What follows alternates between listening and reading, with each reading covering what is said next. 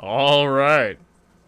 Let's So I took move a nap over. before stream, and Amanda, you don't get to use my thing. All right. okay, you get to do it for your teeth. I can't do it for my body snatching. There's nothing wrong with my teeth. Says you. He's lying. He's lying. He's Yeah. this morning. Now everyone's gonna be looking at my teeth all stream. Do you see what you've done? Stare at his teeth. Oh. Well, hello everyone. This is the start of our stream today. Yes. This is the energy we got. Welcome in. Welcome in. Hold on. I want to. Nope, can't do that. Okay. Hold up. What? Hello? You asked us if Hold on. we were ready. We were talking about Naruto like 2 seconds ago. Manny, you're the one who threw me off. No, I thought your nap threw you off. Maybe it's because his teeth were looking at y'all funny. No, it was You know what? my nap who threw Okay, him off. It was everybody, all- thanks for that's what coming it into was. stream. Thanks for coming in. We're not leaving forever. All right. Welcome in, everybody, to episode 17 of Fancie's Fables. We are joined once again by our wonderful ghost. Our Ghost? wonderful guest. Wow. Our wonderful guest, Xavier Kovu, is a one-man show here. Foreshadowing much? playing Miraktau, the Kalashtar. What are you alluding to? Now we are going to get into our recap, but first, I have a question for my players. What is your character's view on life and death? In whatever form that means. You like how it went from, hey guys, what's your character's favorite food, to, hey guys, here's some really philosophical shit. Philosophical. Well, I don't At least know. it's not a listen. block of incest. Xavier, your nap is throwing me off. Oh my god. Alright. The energy for the whole stream. Who would like to go first? I'm just gonna get it out the way. Ko views it as a cycle. Typically, under normal circumstances, it's just a cycle that is a perpetual thing. It is a natural thing. However, his existence, as he is now, is a product of war and fighting for survival. So he often looks at his enemies or adversaries as obstacles that just need to be eliminated. He doesn't care that death has like this permanence for them, because it means the same for him. If he doesn't fight back, he will just be gone. Yeah. It really do be like that. Yeet or be Yep. yeeted. Exactly. It's a Dante, Yiddish world. I'm really disappointed that you didn't say that as if you were Ko. You set a standard last week, and No, now I didn't set the standard last week. Oh, tell It me! was Bullet Bullet. did it. Bullet. Did It it, was and we Bullet. all had to follow suit. It I'm was sorry. not me. That's why I'm going last this time. I'm so sorry. I set us back on track. All right. What you did? But yeah. All right.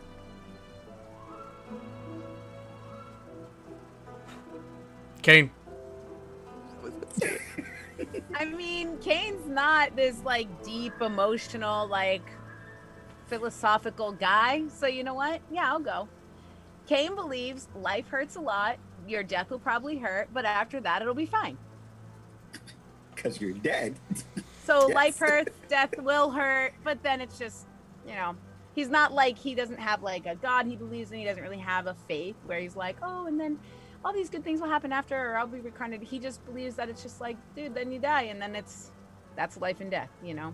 Can't have one without the other, and they both suck. But it is what you make it. So that's Kane's kind of mentality on it. And I think that's why he confides in like the people around him and the experience rather than like wealth and big things and like flashy objects. He's more of like just this guy who gives a lot of fucks about people. Yeah. I can see that. All right. Am I picking the next one? Beer. I was trying to think of something like deep and like metaphorical and stuff, and I'm like, Philosophical. yeah, thinking about like Mir's life, what he does currently, and I'm like, Mir would think that life is kind of like a coin, and death is just the other side. And he tries to gamble with life and death. I think that's kind of where he is right now, where he's just trying to live as long as he possibly can without hitting the bad side of the coin. That's fair. I can see that. He definitely is somebody to live by his own accord. Code. Phoebe? Oh, You had Right to there. make a noise. You had to make a I noise. did. The teacher's eyes were I'm scanning. ADHD. This is like It's ready. reliving those like the most awkward time in high school, and you're like, please don't pick me, please don't pick me. Are you praying? Fuck. So, because I don't word well, as we've seen multiple examples of tonight, I decided to take the time to write down Phoebe's responses Oh. to this question. So I gotta pick you first next time. Absolutely. For the life side of things, from Phoebe's perspective, life is to be preserved to the best of our abilities, though circumstantial. It is up to our judgment and ideals that we preserve life. There will always be views that conflict and clash with our own, but life is precious no matter how big, small, young, old, and long or short. Death is without a doubt, well, for Phoebe at least, a sad thing. Because she holds life so dear, it's a hard topic to have a solid stance on.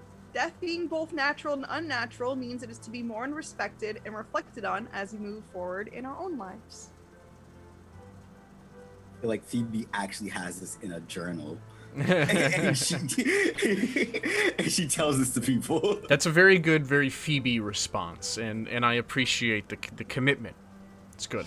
It's good. If I didn't write any of that down, I'd be like, life is great. That is also a very Phoebe response. Yeah. Death sucks. It's bad, okay? Death is bad. Thanks for coming to my TED Talk. I'm out. You really opened my eyes with that one. You're welcome. Tammin, what is your philosophy on life and death? For Temmin, I would say that early on, being a warforged and being on the battlefield, his perspective on life and death would be that death is an inevitable thing. It is something that happens, and he did not think much of the value of life. While not because life was short, people would be on the battlefield, he would only see them a short amount of time, and then they would probably die. This going for both enemies and comrades. But after leaving the battlefield and being told to live his own life and coming across this party, he has come to learn a lot more and developed more emotions, such as an attachment to life, as Phoebe has pointed out, and come to understand how precious life can be, even beginning to mourn other characters that die. So for him, life is no longer just a vehicle through which you pass time with your soul, but it is something to cherish. And I think for him, protecting life has become one of his bigger priorities. Yeah, we've definitely seen that change in Temmin's character already. Creating memorials for things that have passed, and also his reaction to the death of the kobolds. The presumed death, I mean. It wasn't on screen. All right. As Grace likes to point out, show me the body. Show me the body. Show me the body. Show me the body. Where's the body? No body, no death. That's all I can say. Except I'm the DM, so I'm telling you they're all dead. Hashtag Evan's still alive. Nope. He was too good. I had to kill him. I had to Game of Thrones his ass.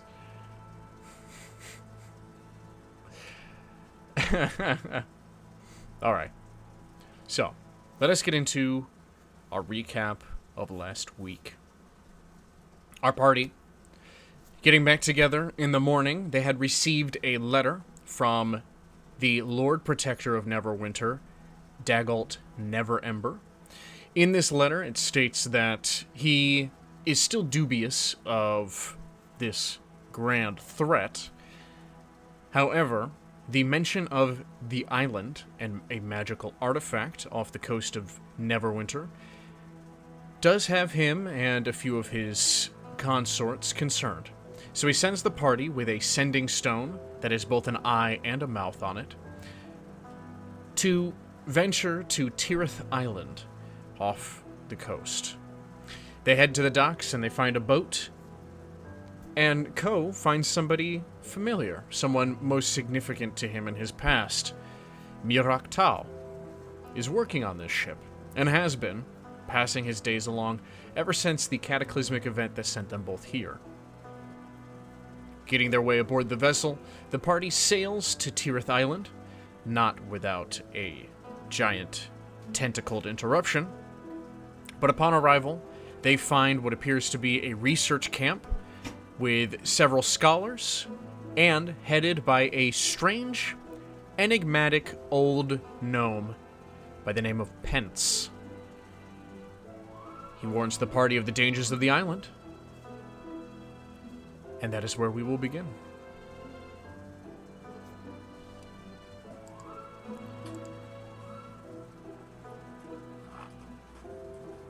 So we've been carving our way through the island a little bit with Pence directing us, right? 1 second. Temin is still fishing with a waffle or a pancake.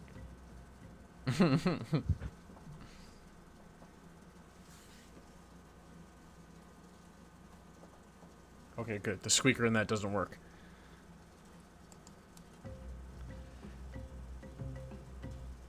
Yes. So you all are being led by Pence through the large overgrowth. As you travel, he points out several things to you. You wanna watch out for... It wasn't super nasally, was it? It was more like nasally. It was nasally? I feel like. I was it like this? It was probably like this. So. Okay. You're being led, and he points out several plants and things to you. Oh, you want to watch out for that one. Describing to you the various nature of all manner of things here that are just out to kill you.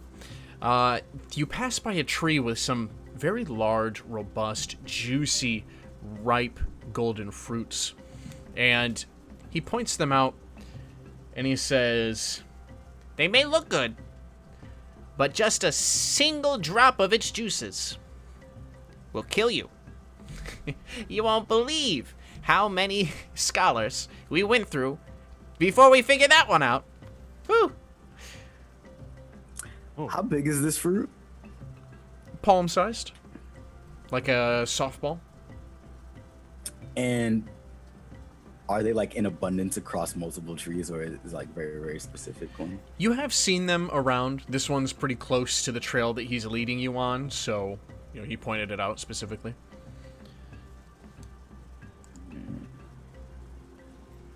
I'm gonna walk up to Ko. Ko, perhaps we could use some of those for poisons.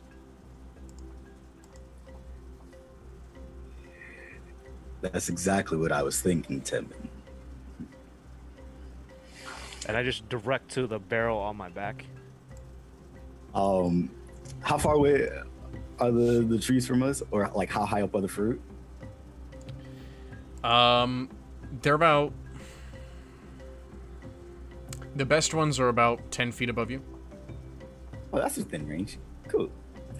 I'm gonna use my telekinesis to grab some and throw them in Temin's basket.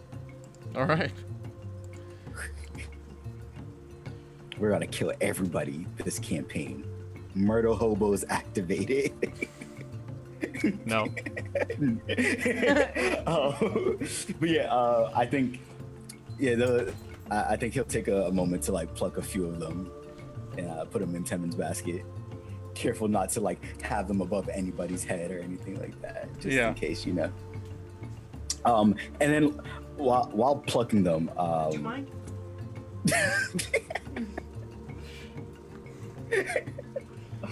No, he doesn't. That's why he's just gonna get more toys. There he goes. There he goes. Hey.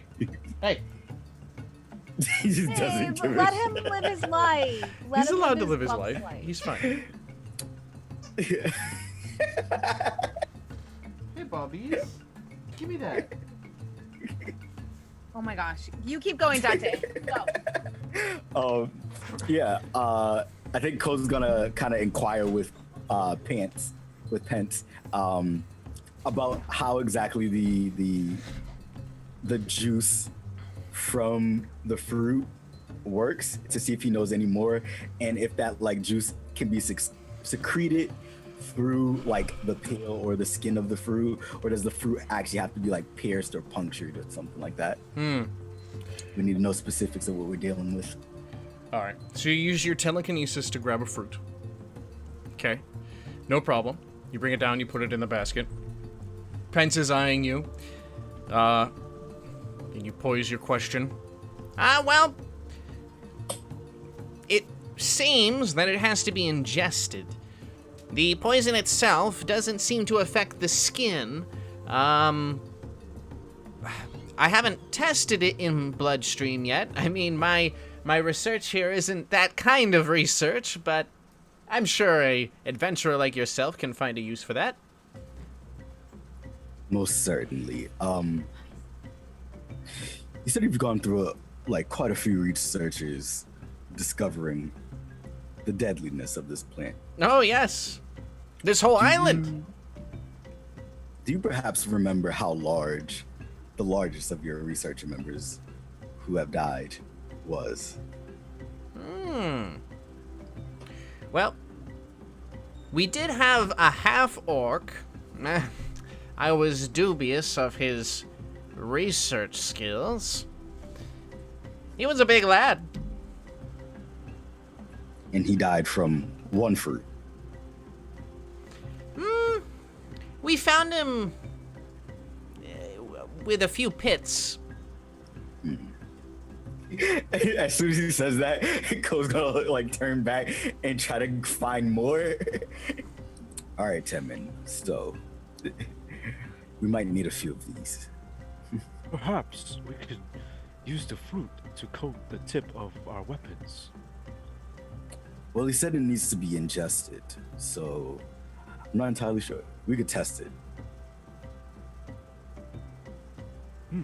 Is can Phoebe test it. overhearing this conversation? Probably. They're not hiding it.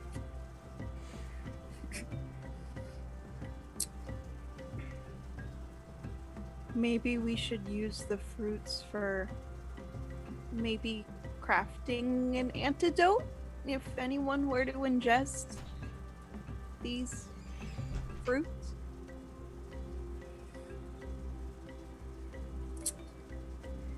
According to Pence, Pence. the island is filled with lots of deadly things, correct? Oh, yes. So, I think it would be in our best interest to have, well, some of these in case we need to defend ourselves. Well, poisoning something isn't necessarily the most unethical way of defending yourself. It's really a slow process and it's gruesome and it's not at all kind. If you're going to defend yourself with blades, I'd rather they just be blades. We don't know what the enemies can do. We must be prepared for anything. I'm prepared to dislike this plan. He's just gonna like pat her on the head, and he's like, he's turn away. I understand. I'm gonna lean over to Temin, and I know that he doesn't get any of this, or like he's very honest. Like he's the type of person, or the type of understanding is like I tell the truth, so there's no harm in it. But I'm gonna lean over and I'm just gonna knowingly be like, we could have been a little more discreet. Oh. Do you mean to be more stealthy? Because that is not my specialty. And I just point to my heavy armor. I'm gonna grab my armor on me and kind of like wiggle it around and be like, I'm not stealthy either. But I meant more like maybe aware that some people might not agree with those tactics, and when presented in a bad situation might be more understood. Oh. So you mean we should keep it as a surprise for when we are in a bad situation? Yep, I'm gonna put my hand on his back and I'm gonna say that's exactly what I mean, Temin. And I'm gonna turn to Cole like, then we need a lot more fruit. Oh my god, I'm going to walk away. I won't be mad if this plays out in my favor though, but I am walking away. Well, while I won't stop you, I will warn you, he continues walking. You don't want to be out here past sundown. What happens past sundown? And that's when the deadliest ones come out. Like what? Big, nasty behemoths. Covered in spikes and big, toothy mouths and tough skin and armor. Have you ever seen them? Oh, yes. I had to change my pants. Is that why they call you pants? Just kidding. It's pants! So this entire time she's been taking notes of like the fruits and all like the plant life Pence has been talking about, but now she's gonna flip the page. She's like, can you describe what it looks like? Oh, yes. And then he goes on to describe this 30-foot tall colossal beast that breaks down trees as it moves, and its mouth opens so large that it just scrapes everything in and it disappears. Just this monstrous creature. He states that it's bipedal, but it does have arms that it uses to latch onto its prey, like large claws. As he's going through that explanation, Ko's gonna like stand next to Phoebe and kind of just like, see, this sounds like the type of thing that you can't just fight outright. So in some scenarios, we might have to poison it. And it's gonna be like, oh, perhaps a whole barrel of these fruits then, as he just like nonchalantly trying to grab more fruit. But if you think about it, this isn't our home, it's the behemoth's home. And that would be like me walking into your house and feeding you, I don't know, poisonous fruits and then leaving because you were there. I'm gonna go to Phoebe. I'm gonna go pick her up. I'm gonna tell Phoebe, like, take her away from them because they can do whatever. But I'm gonna tell Phoebe, I'm gonna be like, well, maybe the creature isn't actually gonna be able to be poisoned. Maybe they're wasting their time, Phoebe. Who knows? This is a very good point. So Maybe that fruit is gonna poison us. This is also a very good point. So it's good that you're here because then you can heal them from mishandling the fruit. Because you know what I'm not doing? I'm not touching that shit. I would hope not. And if anything, I'm sure you're as big as the behemoth, so you could just tackle it like you did the dragon. I'm gonna look around the island, noticing that everything is probably much bigger than me, including trees and stuff. And be Oh, like, yeah. Okay. Phoebe's so precious. Are you getting as many fruits as you can? Yeah, I think the idea is we're gonna fill that basket. Drain the island. Okay, so you can fit up to 30 fruits into that barrel, or that Temin has around his back. However, that's also going to add a good amount of weight to you, Temin. That is fine. And we will get to that as we do. Okay. As you continue to traipse through the jungle, he stops for a minute, holding his walking stick and holding up a hand. His rather small size cane, you stopped looking at him a little while ago and you're just walking forward. You almost step on him, having to, lurch as you continue forward. Hold up.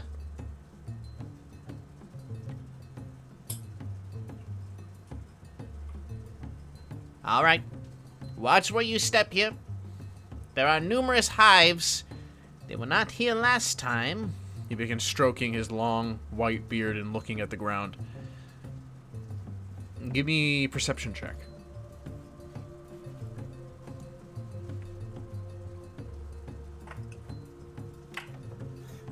All of us? 18.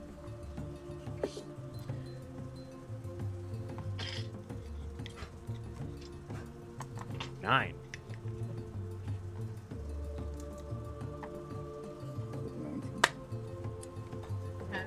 Oh, okay.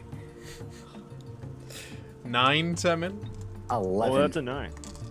I am ready for this. If Oh, damn, Mir. 4. Epic. All right, if you got 10 or higher, Oh yeah. then you see ahead of you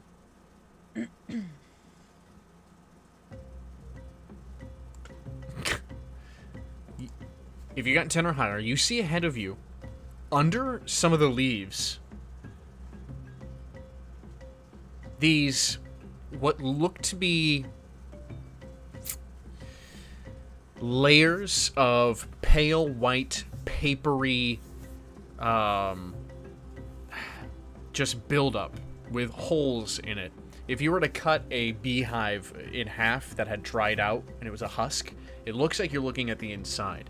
But the holes of each of these has this sheen to it. There's like a bubble protruding off of it, and they rest in several spots. This oily green liquid seen swirling around in the pustule of these hives.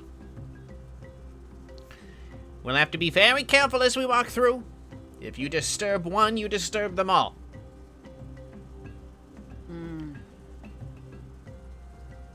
What exactly are those? Nasty things, nasty. You know mosquitoes? Yes. Imagine a mosquito and a bee came together and then was 10 times the size. I mean, if you really look at a bee, though, bees are rather adorable. I think honey is delicious, but bad for my beard.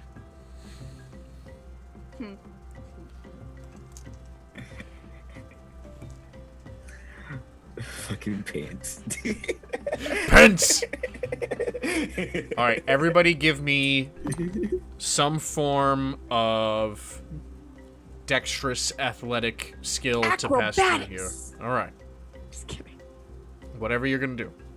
Wait, can we stealth as well? Or just... So, stealth in the way of, like, creeping slowly Yeah. and mindfully? Okay. Yes.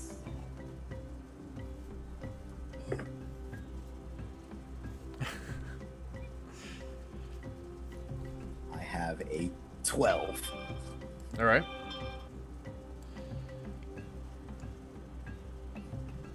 That's a 5. A 9. Oh boy.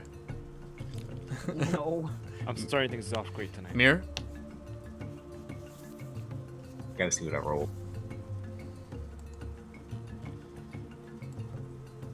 I needed I to rolled an guide 18. some. Oh, okay. My... 18. Dirty 20 with acrobatics. Nice. Alright. So you start pressing through. And, Kane, you're in the front, and Temin, you're near the back. Cool. Yes, I am. Kane, you step on part of a hive, and you feel the under your foot. And you freeze for a moment, and Pence freezes, and he turns to look, and you look down, and you stepped on an empty portion of the husk. Very lucky. Temin, what did you get again? That is a 5, my good man. Okay. You're walking through, and you also hear a sound along with a... And you lift up your foot, and there's just this thick, oozy goo on the bottom of it. And then Pence turns. Oh no. Oh no. And then you see the pustules around where you had stood start to wiggle and convulse. We need to go. Time to haul ass. Give me another check. Seeing that Temin and Kane stepped on stuff, can she just quickly run around and tap tap, just give some guidances? Yeah. Are you still being Give it held to by me. Kane? No, I put her down. Okay. It was like a listen. Listen, kid, ignore them. Now I just imagine him carrying you the whole way. All right. Oh my god. That would have made acrobatics very impressive. Yes, yeah. Go ahead. So re-roll and add a... sorry, the two of you that failed. Re-roll. So Kane and Temin re-roll with guidance. With guidance, what is guidance on? Well, a D4. That's great, because I got the same number as I did I last literally got one number higher, so same boat. This is like my 17 roll. This is number 7. I got 13 now. 13. Temin, you got a 7? Oh, I got a 7. Fuck. But with the guidance, With the guidance. you were just a kidding, buddy. He's getting him out of the way. He's getting him out of the way. All right. So all of you make it past the hive field. You can just see that they were spread across this line. As you make it to the other side, you hear another crunch and squish sound. And then you hear this eruption of just goo as 3 of these pustules pop open, and out come these massive winged bugs. They have a long proboscis out of their face, their huge eyes reflecting the sun poking through the treetops, and its thorax big and bulbous and bright, threatening colors with a large stinger on the end of it. We're not going to roll initiative, Oh. Interesting. but it is going to attack you. Temin, what is your dexterity? It is an 8. And why has Alright. one modifier? It's going to attack you first. Come at me, bro. All right, does an 18 hit you? Yes, it It does. Well, you take 3 points of physical damage, which becomes 0 points of physical damage, and you are resistant or immune to poison. I am resistant to poison. Okay. Give me a constitution save. Let me use the digital dice because that physical just failed 3 times in a row. Bad juju. That is a nat 20. Hey. Perfect. Thank God. All right, Temin, you may react. The rest of you may react as well, but we're going to do Temin first.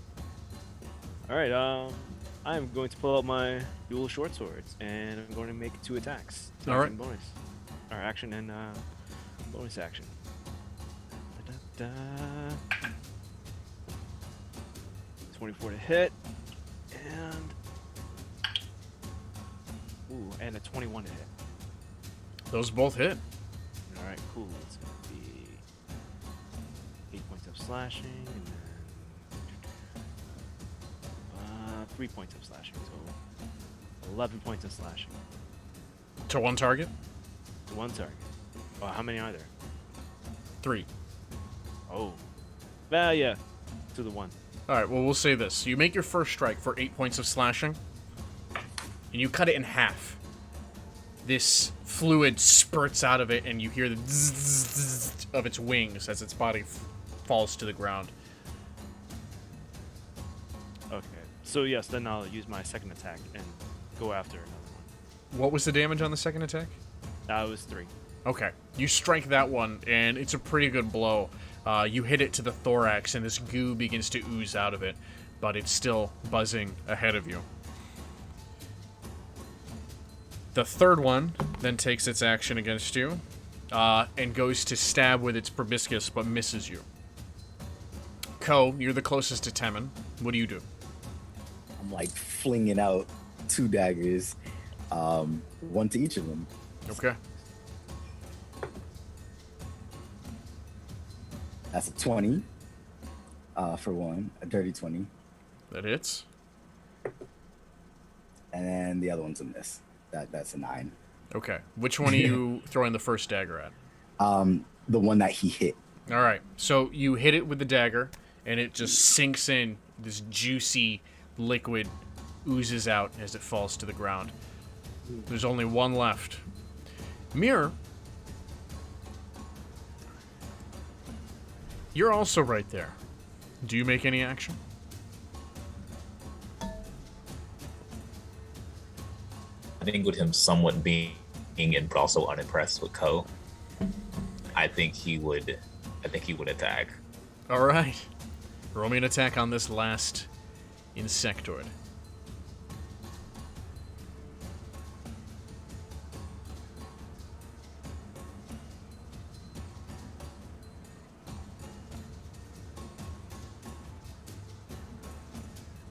Two 11s.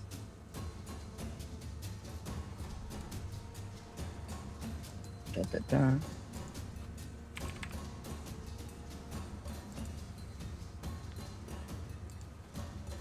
If I rolled that correct. All right. Meets it, beats it. You hit. Nice.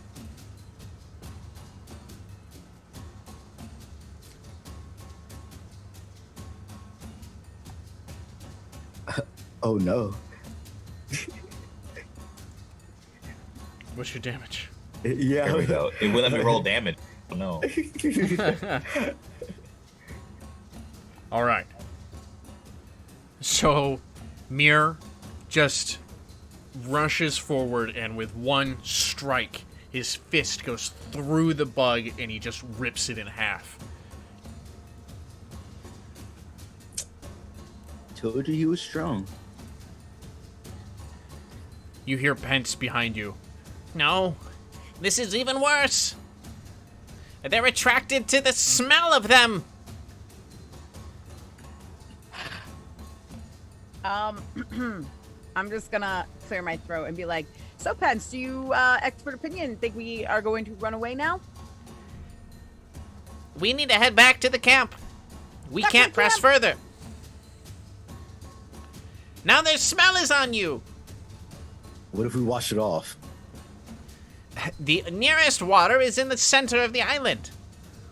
I am going to run over with the blanket I have, or the bedsheet I grabbed from the inn, roll over and grab the bodies and start putting them in there and roll it up and take it with me. I don't think that'll work. I can make us smell like skunks. That might work. Okay. So Phoebe's gonna run over because she's used to running around the woods. She's gonna run around, not stepping on any hives. She's gonna go like pop, pop, pop, pop, pop with her druid craft, and she's gonna make everyone smell like a skunk. I'm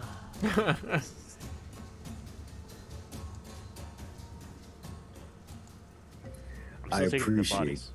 this. You're still going to take the bodies? I'm still taking the bodies. All right. It might come in handy later. Temin, if they're attracted to the smell, it might not be smart to bring them. But it might help if we need to attract them for any opposing composition. All right, you can bring them for now, but if they cause trouble, you have to promise me you'll ditch them. Understood. I do have a cleansing stone, with which I may clean the smell off. Phoebe's gonna walk away. Okay. The skunk smell only lasts for a couple of minutes. It does. Okay. Time for a getaway. Well, you have it for now. Last. You continue to press forward into the island, and it is midday at this point, and you get the smell. You've had the smell of the jungle, but you start to get that humid air again, and you can tell you're approaching a body of water. Along the way, you've seen several small reptilian creatures, probably up to your knee or shin in certain instances, climbing up trees, eating bugs, rustling around. You've seen other various creatures hiding between leaves, kind of peering at you, scuttling away if you get close. All the while, Pence is telling you each and every one of them is a murderous killing machine.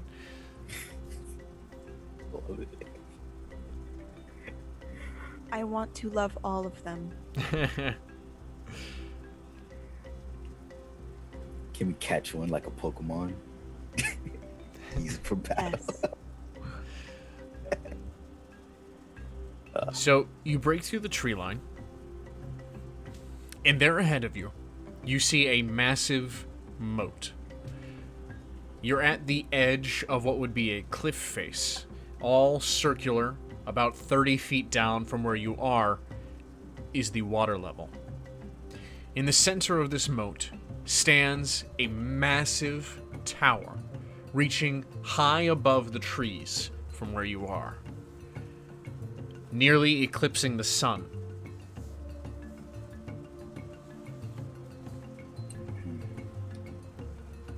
Well, here's the center of the island. And, this is the furthest I've been. If you're wondering about any magics or artifacts, it would probably be in there. Unfortunately, we have not found our way in. Well, what have you tried so far to make it there and to get inside? Well, we've attempted to levitate, but as soon as you get in proximity of the outside, it has a nullifying magic, and so you cannot fly to the top. We have attempted to teleport, but, well, that one's a little bit trickier. Lost a few acolytes that way. And we've had a few try and swim down, but they haven't come back. And there's no other way. Like, this island is literally a ring with water and then the spear. So you can't go on the other side. There's no land bridge over there or something.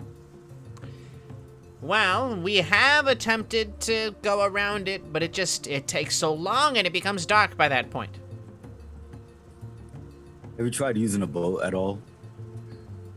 Bringing a boat through there? Did you see any way to bring that through? Just make like a little raft or something. We could attempt it. Let's go back and try again tomorrow. Cole's gonna turn to Kane and like the actual party members. So, shall we try the raft?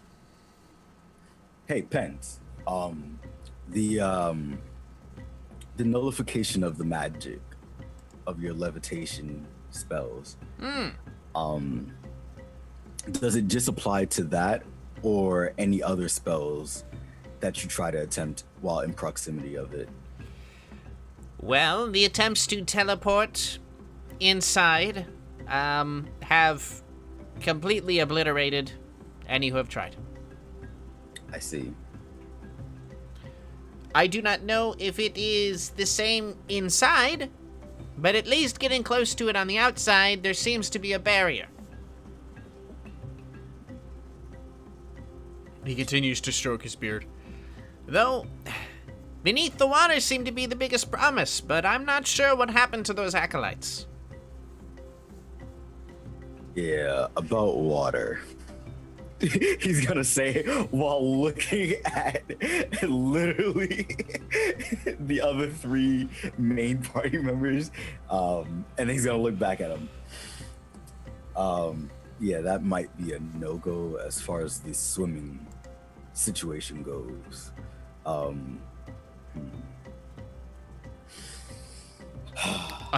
Oh!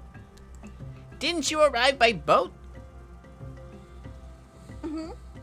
One would assume that, you know, most people traveling by boat would be prepared for the worst circumstance and need to swim.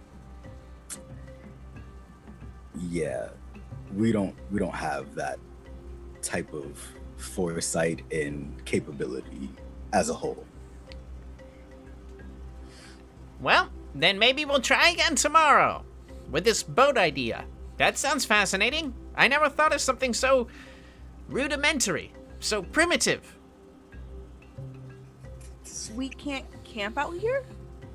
I would strongly recommend not to. Well, I didn't mean above ground. Have you tried camping underground? No. Well, when smaller creatures spend their time outside during the day, they dig and spend the night while not getting caught by predators. We could attempt this, but we have no tools with which to do it. I'm not familiar with druidcraft myself. But that's fine. I'll just continue my research and being paid by Neverember until I die. This poor man. Phoebe, by chance, do you have a shovel or are able to move earth? I have these. These hands.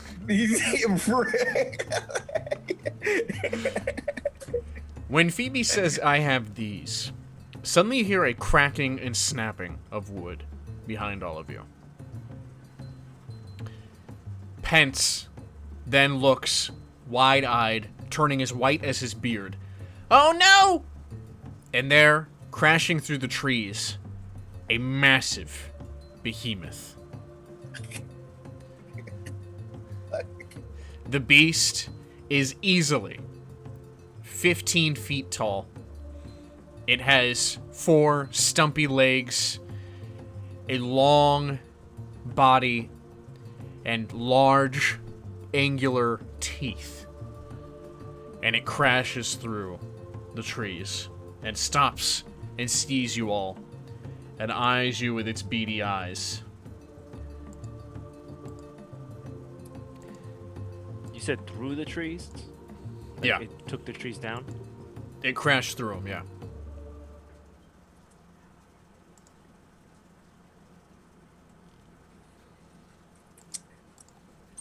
Mir's going to sit down.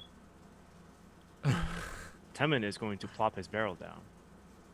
Okay. And he's going to run towards it.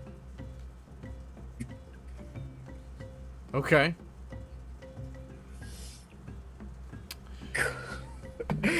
All right, let me explain first, right?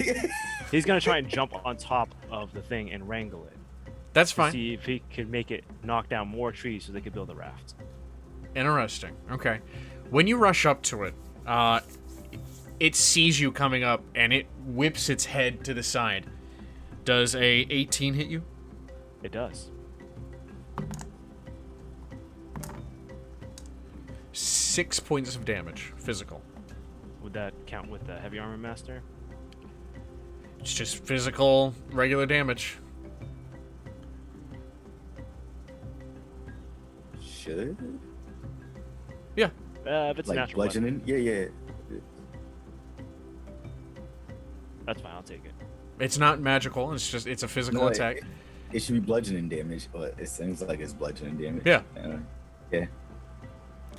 So reduced to 3. Yeah. So, it hits you back, Temin, a couple of feet, and then goes to snap. Who's closest to the water? That's a very good question. I mean, I definitely was probably over there looking to try and fucking figure out what we're gonna do. So, me? Okay. Mir. So it hits Temin, brings its head around, sees you sitting there, and it comes down with its maw open.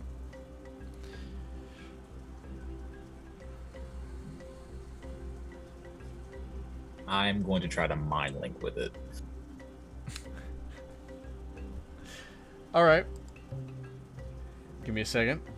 This is kind of funny. This is pretty interesting. I'm gonna need actually. more coffee for this.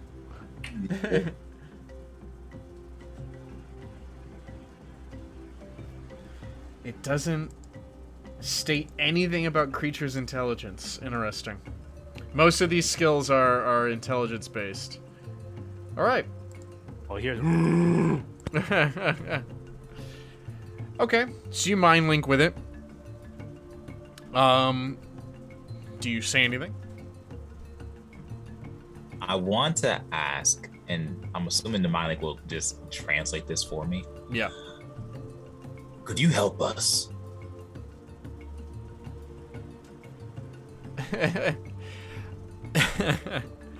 All right. Friends? So it comes down and its mouth is like about to get Mir, and you all see this. And then it like stops. And then it looks up and it looks around curiously. And then you hear back in response mentally. Enemy? No. They're not as smart as you are. And then food. Food. What would you like to eat? You. Oh. Do you like wasps or bugs? You We can see have it some bugs we can feed you. sniff the air. Hive. Yes. Then Mir is going to point to the barrel. Okay. All right. It walks up to it and begins sniffing the barrel. Temin, where are the insects? They're sitting right on top of the food, wrapped in a bed sheet. It breathes in deep.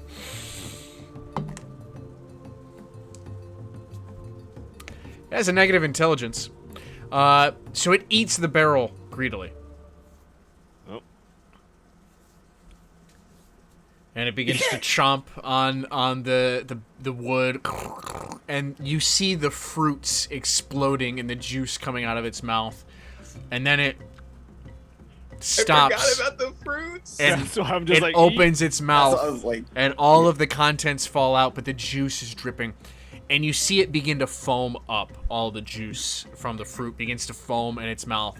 And it begins to violently retch. And, like, its whole body shudders as its neck, like, tightens. And you see these veins popping through its hide. And then its eyes start to roll back into its head.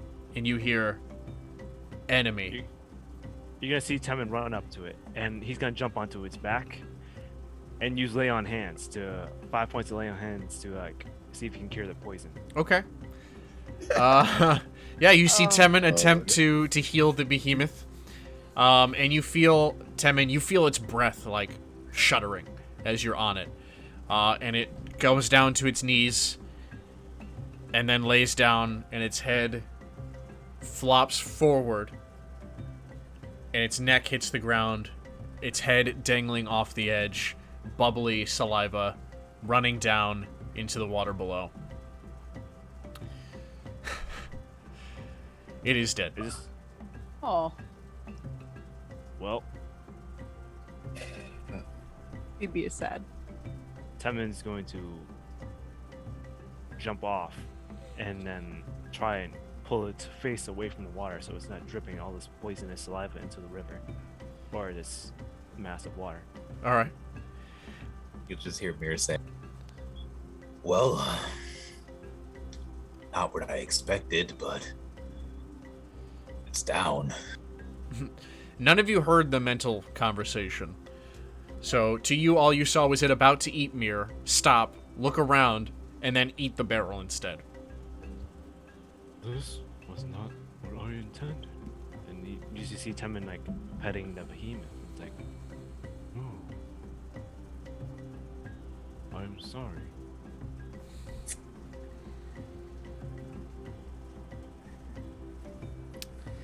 Yeah, that's really unfortunate. That was incredible! That is wonderful! We'll all have to try that now. A barrel No. with the fruits and then put the insects on top. I don't encourage God, I love poisoning the wildlife of the island. I'm inclined to agree with Phoebe on this one. That wasn't the intent when we collected the fruit. Well, regardless, this is a perfect opportunity to study this creature. I will certainly be back with a team, and we will extract all the information we can from him. Good going! And he slaps his hand on it. Actually,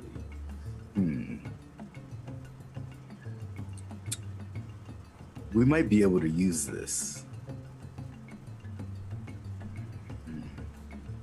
The behemoth was like 15 feet tall. Yeah. Oh man.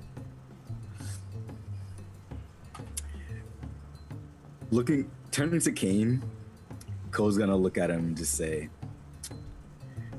how do you feel about floating across the water on the body parts of a behemoth? I mean, I'm not close-minded too much, but I'm gonna look at the spire. Do I see any way to get on it once we get to it? So the spire comes directly out of the water. You can see there's algae and growth on the bottom of it above the water level, indicating that it may have, lowered at some point in time, but there does not appear to be any ledge, any door, nothing. My question is, what do you propose we do once we hit that wall over there? Honestly, I have no idea. How far across is this water to the spire? This mass of water between us and the spire?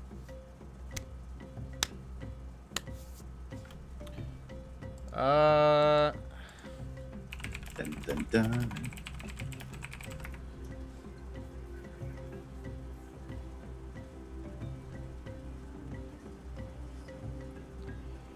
Like 400 feet. Oh fuck.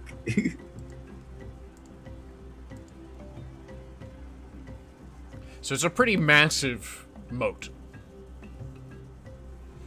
All of you, give me a perception check.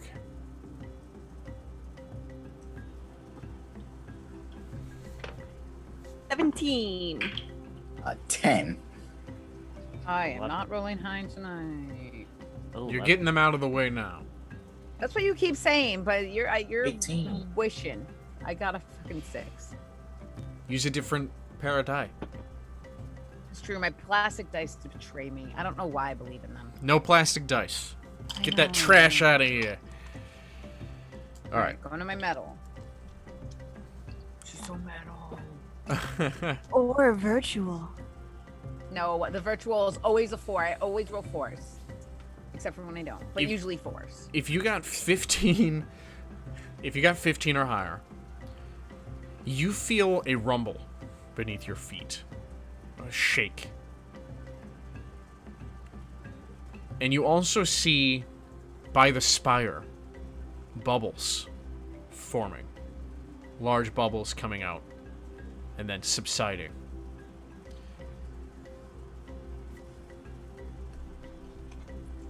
Well, since I don't see this, I'm gonna go to the woods and start tying some rope around some of these fallen trees and start pulling them over like giant logs. Okay. Oh yeah, I forgot about the raft idea that I suggested already and decided to use the behemoth as the raft instead. We gotta upgrade the raft. Use exotic animal parts. I don't know how exactly we're gonna be able to steer a behemoth in the water. So we're gonna grab the logs. Yeah. No, that's a way better idea. Okay, so Temin pulls up a few logs. Who of you got... Who succeeded? I got a 17. I got an 18. Okay. Oh, I think just those two succeeded. I did not succeed. Alright, you drag up a couple of logs. I don't know how I feel about using the behemoth as a bow. No, you're right. Temin actually has the right idea. I'm going to help him gather more of the trees that were knocked down. Okay. Phoebe and Mir, give me another perception check.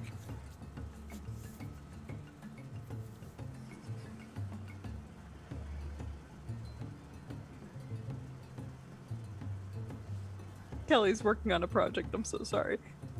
15? 16. Okay. You two, after noticing the bubbles and seeing your companions drag up these logs, you look back at the tower and you see movement where you saw the bubbles. Something swimming at the base of the spire. Maybe they're people, you can't tell. It looks humanoid. And then it goes back down under the water.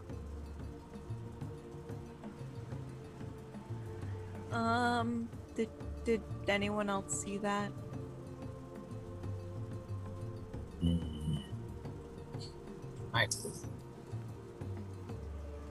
Is it anything to be worried about, do you think? Well, there's a lot of things here to be worried about. We should at least inform Pence. Maybe he knows who these people are. It couldn't hurt.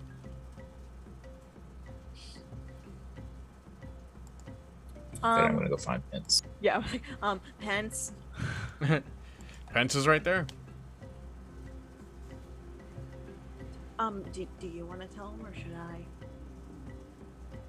I'll tell him. Pence, there appears to be people at the base of the spire or something humanoid. What? Yeah. He turns and looks. That's impossible. No, I saw them too. They looked like more like Ko and Nier, cause more humanoid. I think that's how they say it.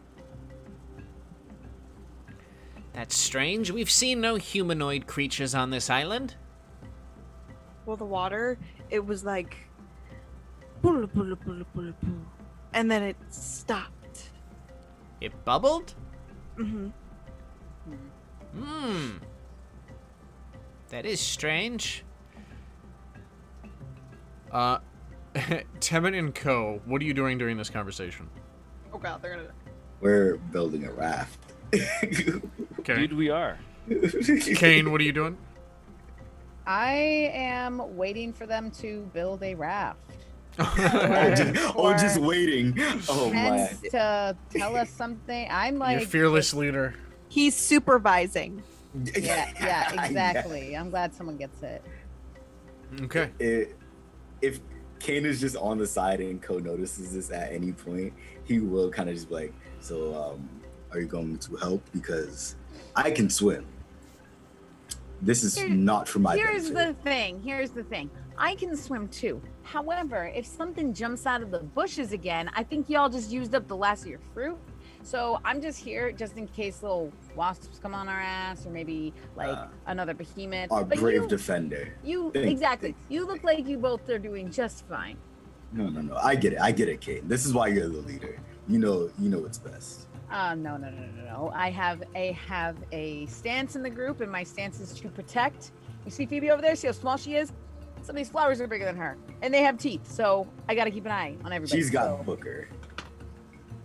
Listen. And she has Kane. So there. And I'm gonna walk away and go be with Phoebe now. He's not gonna at me. You're such the bigger person, Big Blue. Yeah, I'm gonna leave this hate fest. All right. All this negative energy is really bad for my jungle vibes. So, you're carving out a raft out of a tree.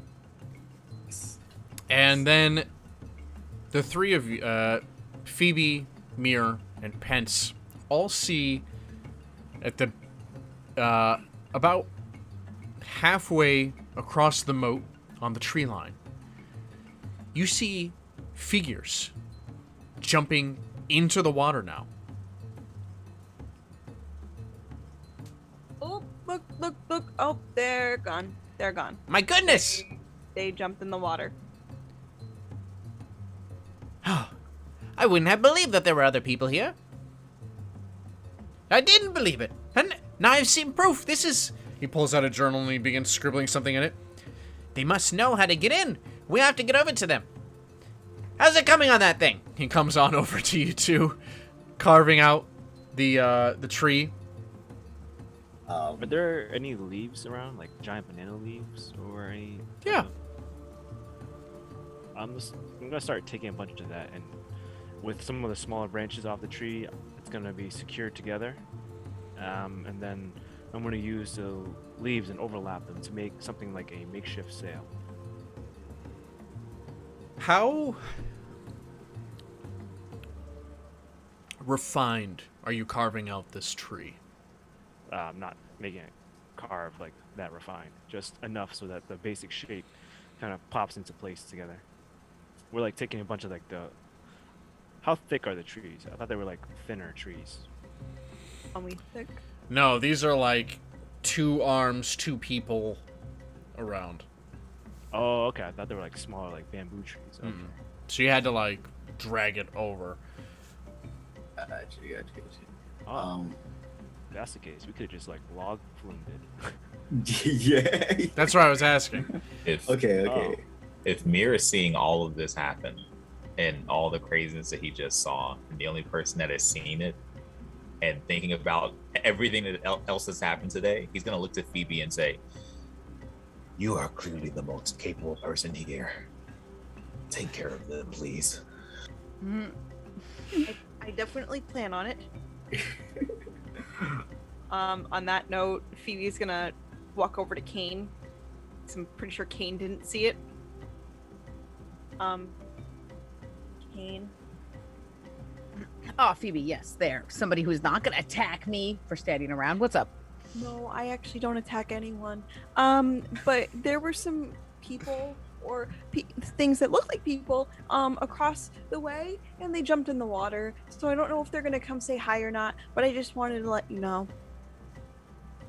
All right, show me. So I'm gonna Okay. go to the cliff's edge and see if I can see anything. Phoebe's gonna go with him. You don't see anything, but roll me a perception. All right, I got my metal dice. Can I help Kane look? Look too, Phoebe. I'm like, look, they Yes, jumped Phoebe. from there, Yes. and they landed there. I got 15. Okay. Kane, you're looking at where Phoebe's pointing. You don't see anything. But then you see a glint of something. And you kind of like, you peer your eyes, you see something reflecting the light. A big suit of armor Stop it. jumps from the ledge and splashes into the water. You know what, Phoebe? I think I know those people. They know exactly where they're going, and I'm gonna start running over to the rest of the guys. Okay. Yeah, Kane rushes up to you. You know, I think we should ditch that raft idea because there's no time. Those Wait. people are not like water people. I'm pretty sure a big robot doesn't belong in the water. So whatever you guys are seeing are not native to this island, and therefore they know where they're going, they know what they're getting, and we know we gotta go there, right? That's that letter we got saying that there's something here, and those guys know where to go, and they're going down. Sink or swim, baby. Temin just looks at you nervously, like, water. Mr. DM, I have a question. Yes, I might have So- an answer. Before Phoebe boarded the great ship that was attacked by the Kraken, She was sure to prepare shape water so she can freeze portions of water and is able to reuse the spell as long as she dismisses one action used. Could she essentially run How on big? the water? How big big? is the It's 5 range? feet. Oh. 5-foot cube. Yeah. Okay. So if she were to cast it, step on it, dismiss it, cast it, step on it, dismiss it, could that technically... Sure. Alright, well, because Kane is really adamant about wanting to go get these guys, she's gonna... How big is Kane? The biggest of About you. 7 feet. How big is his foot? he technically takes up a 5-foot space, same as you. Okay. Phoebe, without saying anything, is gonna climb on Kane's back. Okay. Okay. Yep, yep. I am now Steed. Kane, I know we're both afraid of the water, but you're gonna trust me and you're gonna run onto the water and chase those guys, okay? I'm gonna look at Temin. Seeing Temin be nervous, not sure exactly why Temin's nervous, but I'm gonna chalk it up to because I don't have the same level of fear that Temin has with water. I don't like water, but it's not associated with the same exact fear. In Kane's head, he's kind of resorting back to the attack at the city. So, and seeing a big metal guy, all I know is metal guys are warforges. So that's where my like concern for this whole situation is going. But we gotta go. We knew what we were up against, so it's like, yes, that's where we're going next, I guess. Like a All right. silent, like, guy, I got you. I'm scared too, kind of with Temin. Alright, well, whenever Kane decides to do, if I'm gonna do what Phoebe told me to do. I am All now right. your trusty steed. Okay, what are the rest of you doing now with this information? Well, if they're gonna go off, I'm gonna look to Ko. Well, it doesn't seem as though we have time to refine this. So I'm gonna direct him and say, we're just gonna have to pull the log in. But with the branches that come off the tree, we can still grab onto it and just use it to stay afloat as it's floating across the water. And we can use the leaves as cover, so we just look like a log that's floating across the water, so we don't look suspicious. I love it. Just a log following a warforged running on ice. The freaking soldier Or, boys over here, dragon. like, we gotta be incognito and floating like a log. I mean, you got a dragon woman running on ice. Yeah.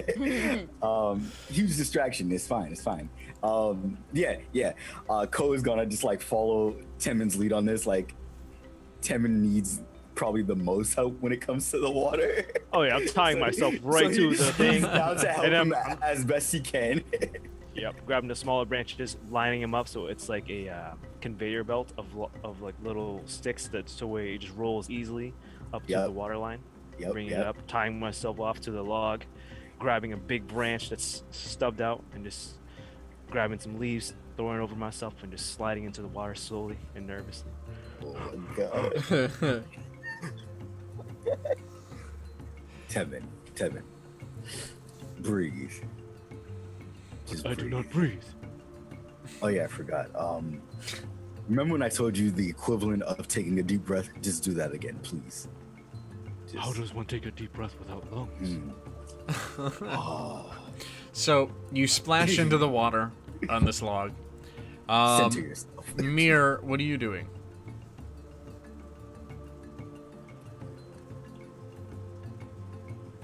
I feel like, honestly, he's probably just watching. Okay. So Pence pulls out a small disc. It's like this big, and he tosses it onto the ground, and it grows larger, and he steps onto it, and it hovers down the side of the moat and hovers over the water. Phoebe and Kane, give me either athletics or acrobatics. Phoebe, what am I gonna do? Because I'm concentrating on with casting you? ice. Am I gonna make you do a you know what? Do Arcana. Okay. 17. Okay. 14. What? You're muted. 14 for acrobatics. 14 How'd for you know I acrobatics. said 14? Did you read my lips? Yep. Yeah. Oh, Read my lips. Okay. Okay. Mir, did you say you were on the log too?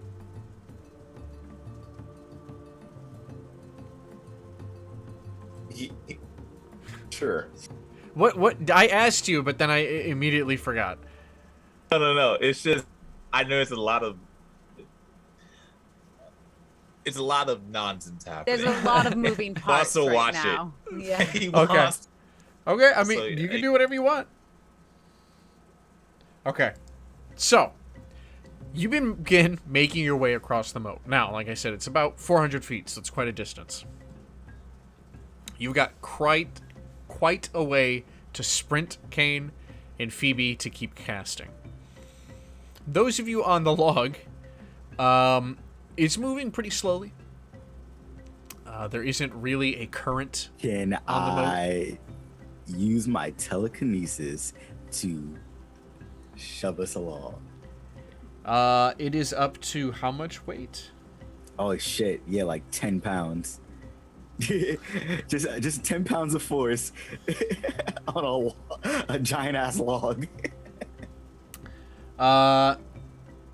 Pence on his floating disc comes alongside of you guys. You might try pedaling your feet. Precisely. Temin. Hey, I'm gonna need you to just with one of your legs or your arm to just paddle and kick off and just push us in the direction that we're heading in. As soon as you say that, he's like, oh, and he grabs the thing, but does not let go with his hands, puts his face down into the branch, and then starts kicking with both feet really hard. All right. I am going to immediately start doing the same on my side so that we don't accidentally turn the direction of the log because of how active he is now. Okay.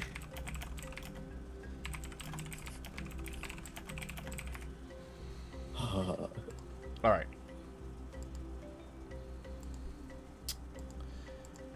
Well, it's slower than you'd like it to be, and the sun is setting on the horizon by the time you get there. It was already past midday. You make it to the spire, finally. Exhausted, all of you. Oh, maybe except for Mir. I don't know what he's doing.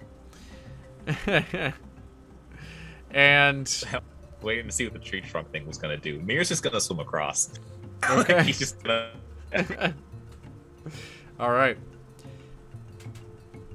So, the sun is setting, and the water, save for your motions, is pretty still. You're standing or floating right at the base of the tower where it meets the waterline. The side of the stone slick with algae. You can see some discoloration on it as it goes up from like a pale sun-bleached down to an almost cool blue tone where the algae is and the water level has dropped over time.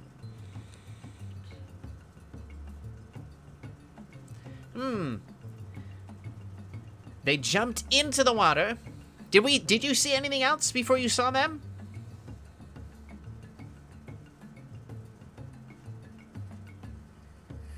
The water bubbled, but that was about it. It bubbled. Was it a little bit like somebody losing their air? Oh, it was enough for us to see.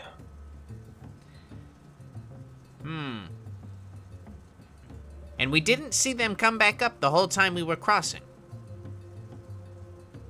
Make a fair point. Might there be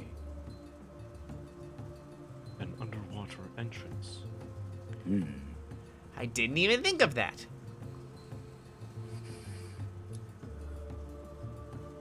Well, it's worth checking out. You see him start to take some of his other bags and belongings and put them into another bag, and then wrap it up and put it in his cloak. Well, looks like we're going to get a little wet. And then he casts water breathing on everybody. Oh, perfect. I was worried about that. I'm gonna look at Ko. Part of my fear of going in water is drowning. So. Well, now we should be able to get below. Hopefully we can see what it is they're doing. This is quite fascinating. Okay. Yeah. Not sure you want to see what these guys are doing, but okay. Do you know them?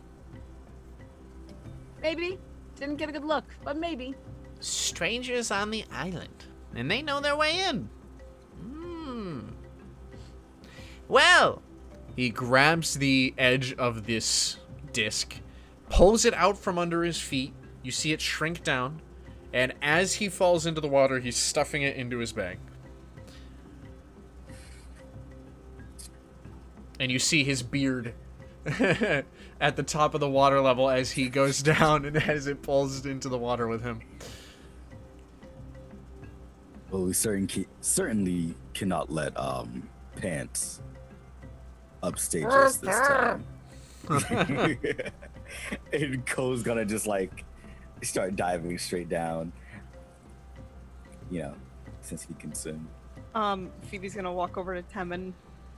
Are you gonna be okay?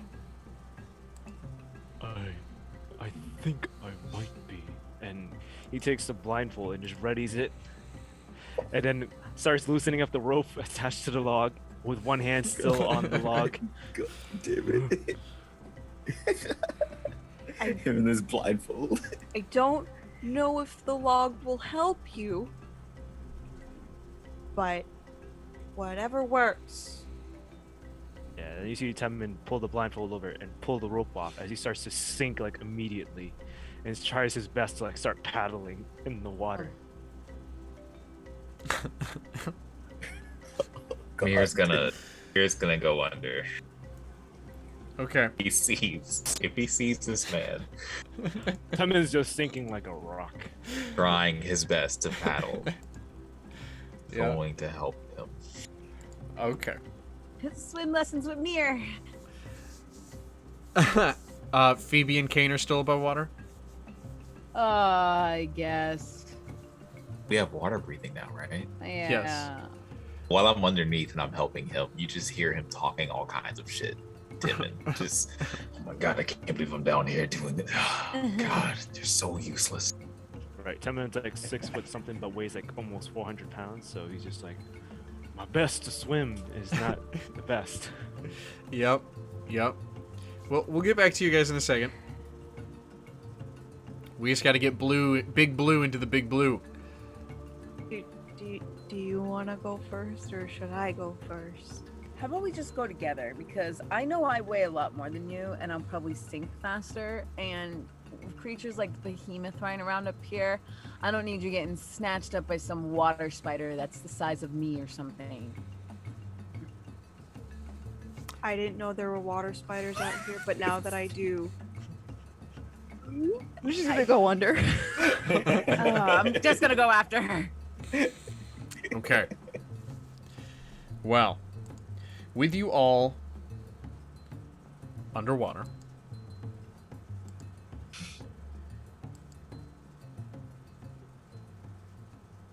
Just a real quick one. How deep is it to the bottom of the floor of the water? once you're below the surface and you look down, you see an expanse of black. The sun setting on the horizon does little to grant light through the waves. You see many specks of microbes, fish, and other creatures in the distance, but nothing gets through the blackness below you. As you descend along the side of the spire, you see more of this algae and overgrowth. But then there's a spot of light below you along the tower itself.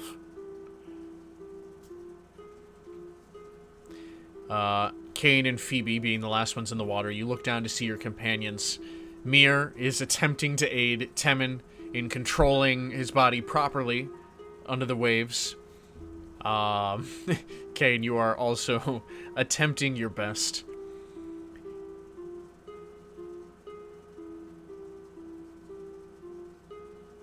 You see Pence ahead of all of you, swimming towards the light at the base of the tower. I think Ko having gone kind of after Pence would have been kind of swimming towards the light in the beginning, and then it kind of like register in his head that like Temin's a big boy. And you kind of like turn back, and if he sees it, then he'll go to try and help Mare, surprisingly, deal with Temin, and he would aid. Perfect. All right, with two people aiding you, you are going to avoid the rolls you were going to have to do, so you will be able to all maneuver together. Kane, however, we will get to in a moment. Are you all just swimming towards the light then? Phoebe doesn't know how to move underwater, so she's just kind of like trying to figure it out. She's like trying to go down. She's trying to like blow air out of her nose, like her mom tried to teach her to, but she's just like kind of stuck. She doesn't know. Okay. Neither one of them can swim properly. Kane and Phoebe, give me a athletics check. I'm really good at those. I believe it. What was once a 13 is now a 12. Oh, good. I got a 12 too. All right. You managed to splishy splashy your way to where you need to go. As you get closer to the light, Ko, Mir, and Temin, you're the first ones there behind Pence. And you see this light is coming from a hole in the spire. You can see that it actually continues to descend down into the darkness past your sight. But this hole here, there's a warm orange light coming through. You see there's water going in, and as you get closer and peer into this hole, you see there are tables and chairs now floating, and a rug that has been caught by some rubble is fluttering in the motion of the water outside of this hole. the light seemingly cast from torches that are barely missing this new water level inside.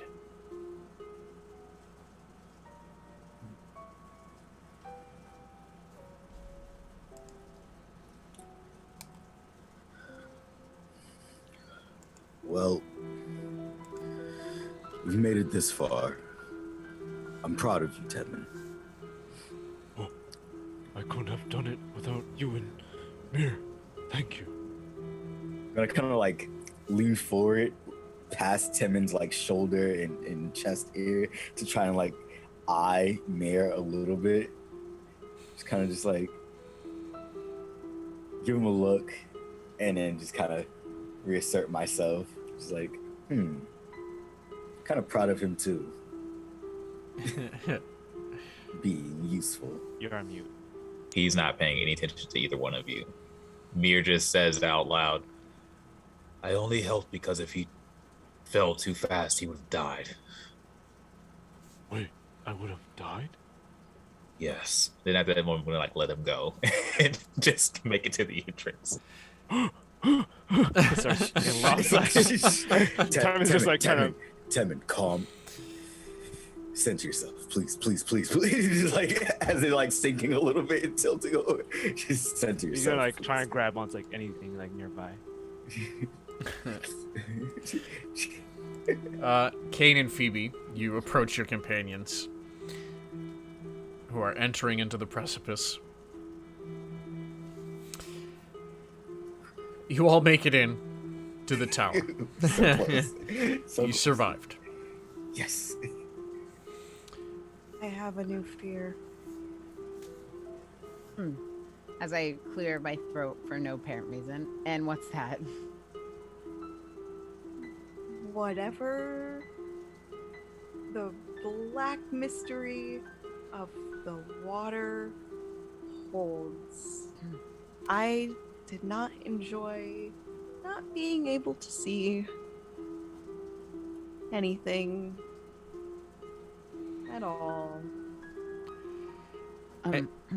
They have clubs for that. A lot of people don't like that one. As you look back at the hole that you just swam through, something dark and large moves past. Right behind where you had just been, In the water? in the water. So there's no one. The rest of us aren't in the water anymore. You're all inside the room at the top of the water level, inside the tower. And we all noted that thing behind us. Those of you who are looking back. Is there a ledge in this room or something I can get out of the water? So you find yourselves around a bunch of floating furniture. Oh, yep. And the other side of the room, you see there is a spiral stairway that heads up. You can get on to about half of it from your level. All right, Pence. It looks like that's our best way for now. You're correct. Pence swims up to the stairs and gets onto it and tries to wring out his cloak. And as he's sitting there, he slows down his motions and begins to look around. I would have never guessed. This is elvish architecture. I'm swimming over to the stairs so I can get the heck out of the water, too. You can't tell from the outside, but maybe they didn't build it. There are elvish carvings, you see? And he points out some of the swirling, interlaced designs typically crafted by the elvish. You can see the table and chairs that are floating are also of elvish make. Or maybe they're just fans of the elvish? I can't wait to ask them. He then casts prestidigitation to dry off his stuff fully and puts it back on. I'm gonna try to like help Temin get to the edge or the ledge as fast as possible. so that he can not be a mess.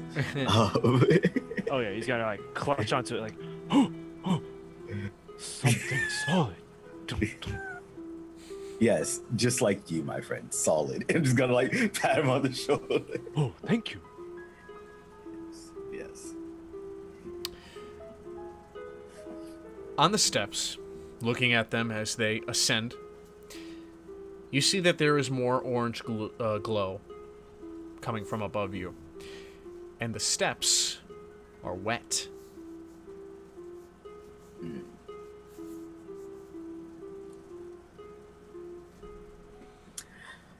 Might we err on the side of caution as we go further? I think that would be best. And Phoebe's gonna walk around and just start guiding everyone just in case. Perfect. So everybody gets an extra D4 for an action, or a saving throw, or a skill check. Might I ask for a strange favor, Phoebe?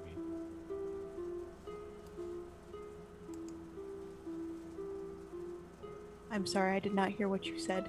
I said, might I ask for a strange favor, Phoebe? As Temin crawls out and is like trying to dry himself off. Oh, of course. What do you need, Temin? You can freeze the water, correct? I can. Might you be able to freeze the water into the shape of a bucket so that we take some of the water with us? Let me think. I don't know if I can do that. Give me an Arcana check. They don't teach that at Hogwarts. Dirty 20. Man, What did they those do? rolls are good to her tonight. Yeah. For real. What's the spell again? Shape water. So I can freeze it into simple shapes.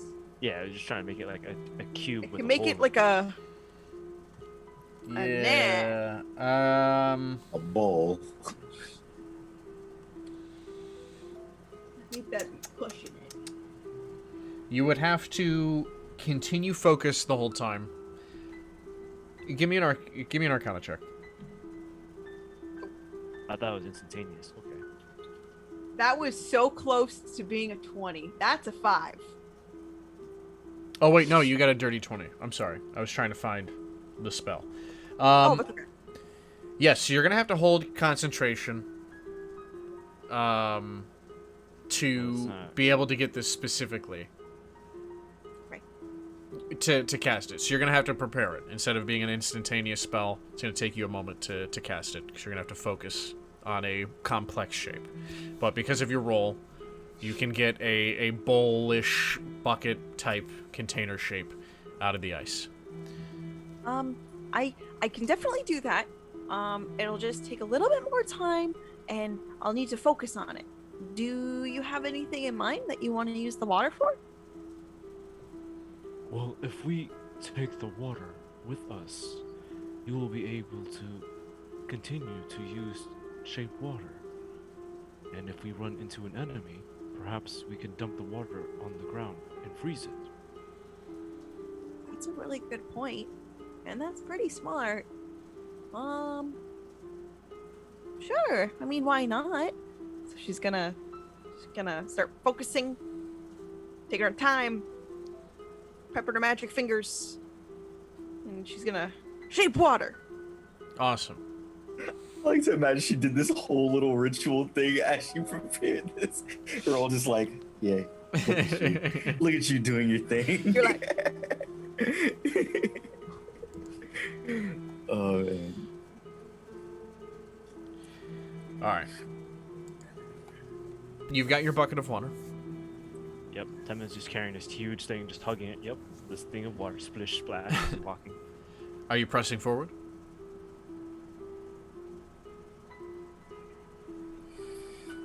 I mean, I'm on the stairs ready to go, because we know this is where we were going. This is true. Okay. Also, as far as being prepared to face something, yeah, like I saw a guy jump in. I have my great axe out. Okay. So you press onward, climbing these stairs as they head higher into the tower. The orange glow comes from several lit sconces as you continue.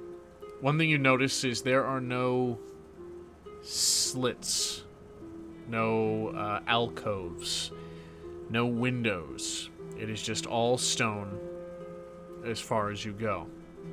It's like a spiral staircase that just keeps going up. Yep. It took up about half of, a third of the room that you had entered into. So to make one rotation around the stairs, it's about 15 feet. So it's quite sizable. The entire spire itself being about 50 feet in diameter. As you press forward, you hear what sounds like talking ahead of you, echoing against the stones.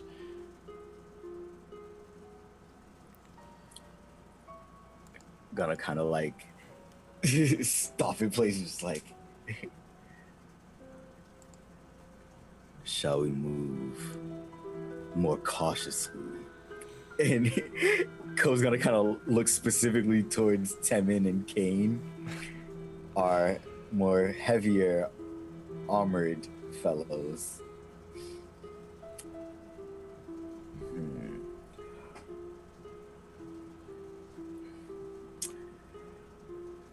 Could you by chance hang a little further back? Just slightly. Man. We got this. So you want to alert them, just potentially? I'm gonna lean over to Pence. You said the lights were all by these little sconces or whatever. Mm-hmm. That was like little torches or something. Yeah.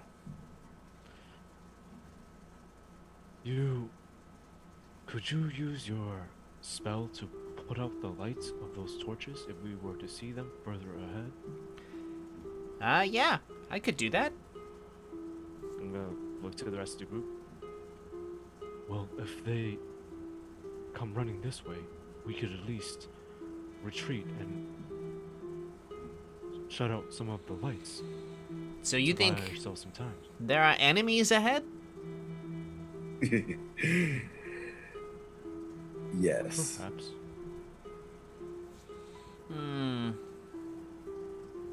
Well, I don't want to take a frontward attack on them. You don't know if they live here.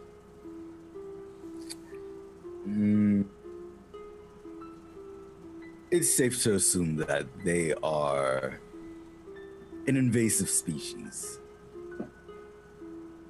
All right. As you get closer to the top of these stairs, you see, as you continue to go up the stairs, you see a door ahead of you. It is slightly ajar, and the voices are coming from within. Give me what would you like to do? Okay. Sorry. I was going to say at this point, if Ko wants to stealth his ass over there, I was not giving up the front position because if they did turn around and be alerted, I wanted to be the wall. However, if Ko did want to stealth to the door, I will allow that. Thank you, leader. I will allow this. Shut up! I'm not your leader. No, get over here. Get over here. Yeah. I'm going to try my hand at stealthing up there. Okay. Give me stealth. All right. Oh, we have that bless, right? Don't we? Guidance. Guidance. There we go. The fuck is my triangle or my pyramid? My D4. I lost my D4. Oh, never mind. It's under my phone. I don't know why it was under my phone. But... All right, cool. I have a 17. Perfect. You approach without a sound, and you hear the voices from within. I just think it's odd, is all. the change of power and everything, it was just so fast. And now we're here? I swear, just a few months ago I was shaking down some of the locals for coin, and now, what, we're in this ancient tower? It's just weird to me. Well, you know how it is. Every time a new person takes control, they've always got to shake things up. I suppose. Nah, it's just not the same. I miss the coin. I mean, the fear in their eyes was pretty nice before we slaughtered them, but I don't care about this. Well, regardless, when the new leader gets what he wants, I'm sure everything will go back to normal anyways. Maybe you're right. Hey, I think that one's still moving. And then you hear him yell at somebody. And then the sound of a blade sinking into a body before hitting stone. Can I, peer my head over through the door? Continuing the same stealth roll. Yep. You're going to just try and peek in to see. Mm-hmm. Okay. You do, and you see a destroyed room. Tables and chairs flipped over.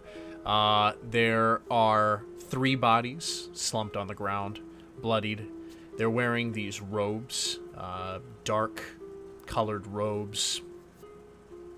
And there are 2 figures in the room. You figure the ones who were just communicating, standing over one of the bodies on the opposite end, and the larger figure pulls his blade out and sheathes it.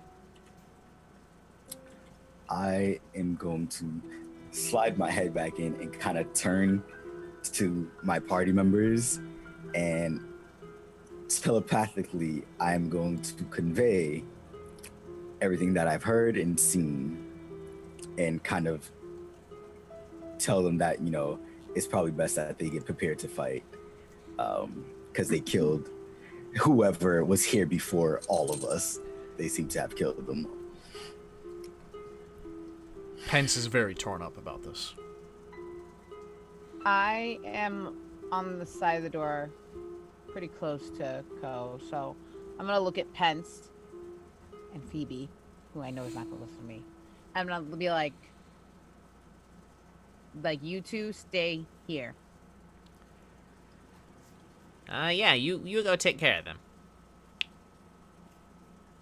All right, and I'm gonna get ready and wait for a signal for Ko, because I'm ready to kick some fucking ass. Fuck these guys. All right. Now, I know Kane and Temin are down for the fight, but I'm going to reach out to Mir. Telepathically? Yes.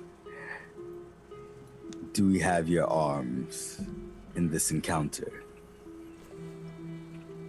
Mir is literally just sitting back, posted against the wall with his arms folded.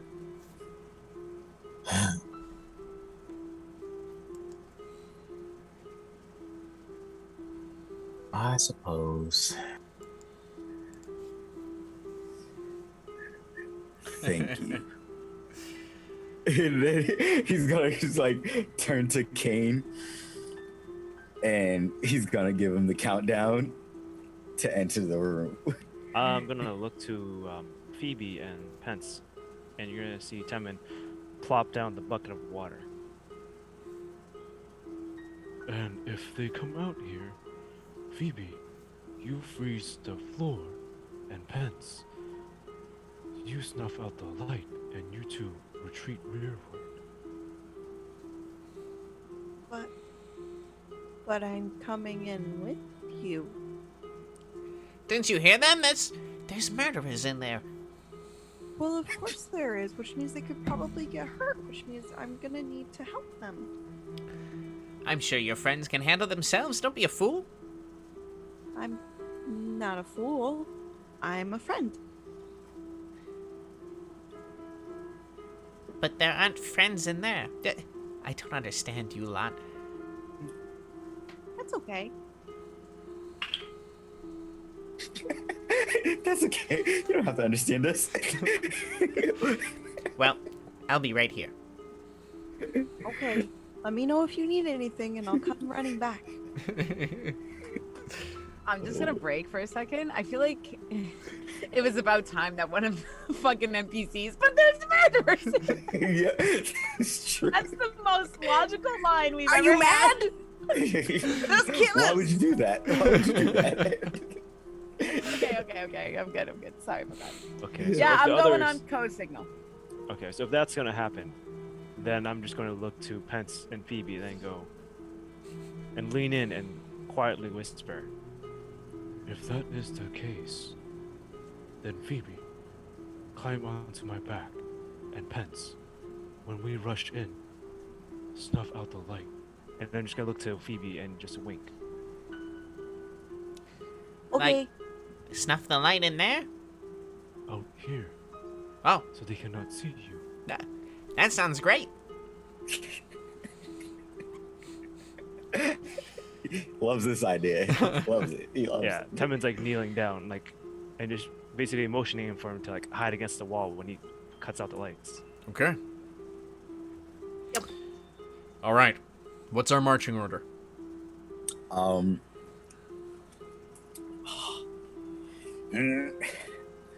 I think Ko is gonna allow Kane to rush in because that's the breacher. he's gonna give it to him. And that's the usual. Yeah. That's how you. Yeah, I yeah. wouldn't expect it any other way. Just in case there's traps or something. Oh my God! Fucking I first can step take through the it. door. I can take it.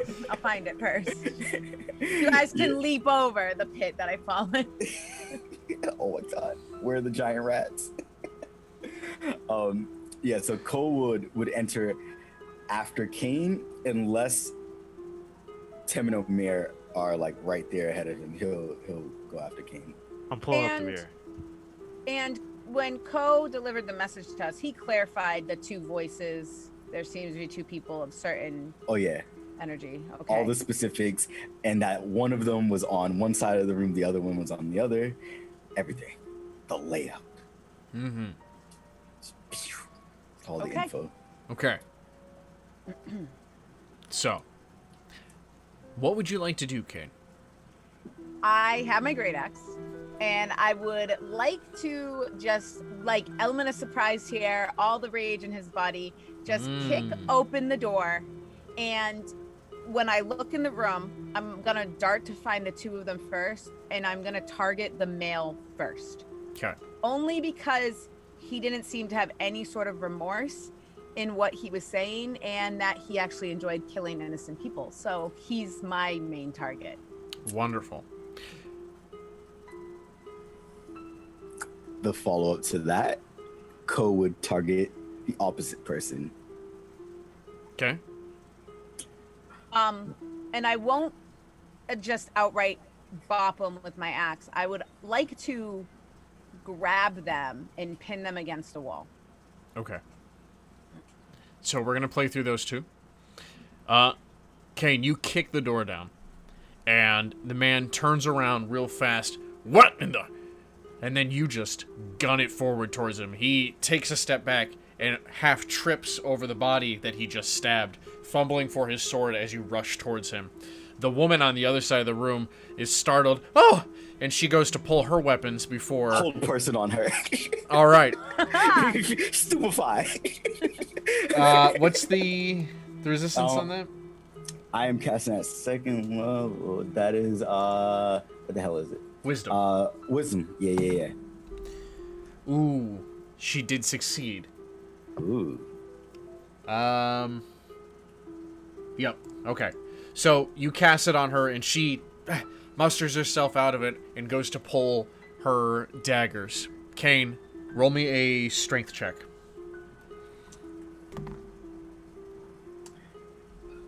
I succeed. Just a strength check. Yep. Don't forget your guidance. Oh, guidance? I don't think I need it for more than a 23. Oh my. I got it. Never mind. Don't use your guidance. But if we really want to rub it in the wound, I got a 4. So Jesus, 27? I I said all the rage in Kane, and apparently it didn't. It came all out. Yeah. All right, you Hell grab yeah. this guy by the throat. You just lift him up, and he just. Mir and Temin, the scene before you. Kane is holding this guy up. Ko tried to cast a spell on the woman, which failed. As Ko is pulling for his daggers, so is she.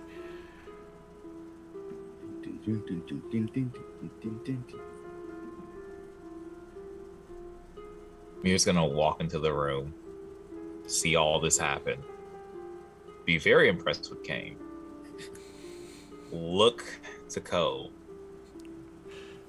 and give him an opportunity to impress him and just cross his arms. He's not even gonna attack or approach. He's just gonna cross his arms and just wait for something to happen.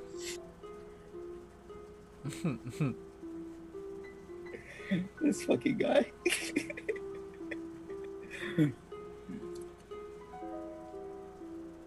Shall I take my attack, or is it Temin first?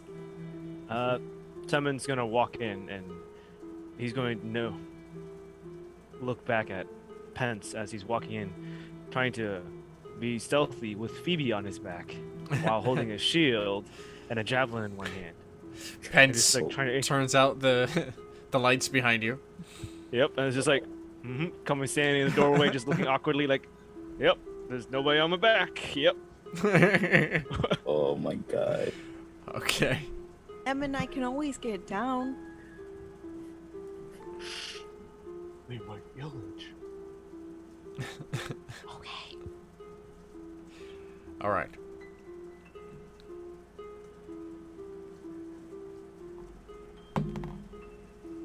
Ko, the woman rushes towards you. Does a 17 hit you? It certainly does. Perfect. I'm sorry, I thought it was on mute. Oh my god. Wow. Your laugh? I'm just thinking about Mir's disappointment. It's like yeah. I'm not gonna help you because I'm so disappointed in this. This is fine. This is fine. Okay, you This is okay. take 8 points of slashing damage. This is okay. This is fine. She got full points. This is cool. She rushes towards you with her daggers and she stabs.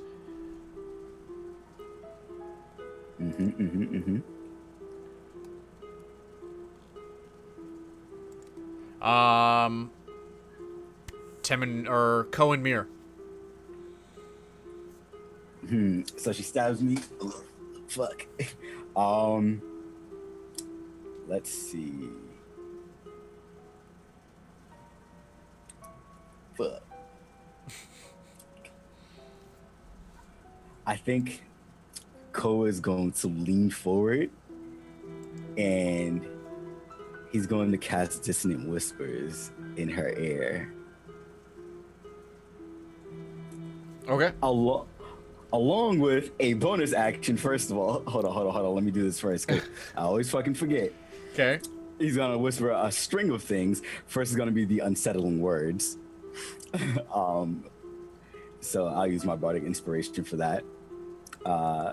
And then the dissonant whispers. Okay. Yeah. That order. That's appropriate. Unsettling words. That's a bard skill? That is the one where she would have a 1d8 to roll and subtract from her next saving throw. Ah, there it is. Okay. Got to get that set up. All right. Good. And then Dissonant Whispers. Perfect. Yes. So she... Well... 0. Well, fuck. Because I rolled on the D8 what I rolled on the D20. So... Amazing. Marvelous. Perfect. So 3d6 psychic damage. Nah, I'm just gonna cast it at this third level. We're just gonna go 5d6 and just break her head. Okay. Goodbye. You're not gonna fake and make me look bad in front of a mirror. God damn it. I got a fucking reputation to uphold. I'm the chosen one. By the spirit of Rocktow. Is 5 the... what's your damage? 5d6. Oh shit, my bad. Yeah. I forgot all about that part. You gotta roll it, homie. We're gonna just use the thingy thing as it loads. 18. Perfect. Okay. Yeah, so she rushes forward and stabs Ko, who then leans forward, and then whispers something to her. And then she just recoils in pain, grabbing her head, and then falls to the ground, twitching, and then dies. That reminds me of the rat I killed with the freaking other spell. Oh, A lot of things cry out and die. I don't know what that is. Vicious Marguerite. Yeah. So, yeah, I'm a badass. Kane. I can be a badass too. There You're you go. seeing this. I'm gonna literally look to Ko and go, she stabbed you with a dagger. So you whispered in her ear. Okay. Mir, you'd be surprised. It is actually quite effective for Ko. He has a way with words. It's probably more his breath. I did not know he was part dragonborn. Neither did I. Stop it. Stop it. God. Jesus fucking. Kane. You have him in your grasp, and you see on his armor the white banner, or sorry, the black banner with the white winged serpent in the center. The symbol of the Zentarim. Perfect. And I'm just going to lean really close into his face like a disgusted dragon that I am. And I'm going to tell him, be like, do you know what I love? Watching men like you suffer. And I'm going to tell him to... Actually, is he just grabbing at his throat, or is he trying to, like, claw me off of him? He's trying, like, that immediate reaction to try and pull your arm away rather than doing anything useful. Okay, good. So while he's doing that, because a lot of people do go resort to that, I'm going to tell him to hit me. Just to try and hit me right in the face. Because I know he's weakened and not feeling great. It's a bitch punch. Which arm did he use? Left. I'm going to throw him down and I'm going to fucking cut his left arm off. Okay. 'Cause that's his dominant arm.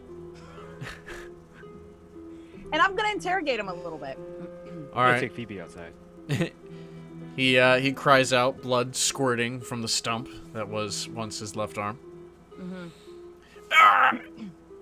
And now that he is missing an arm, I'm going to step on his back and grab the back of his head, because I threw him face down.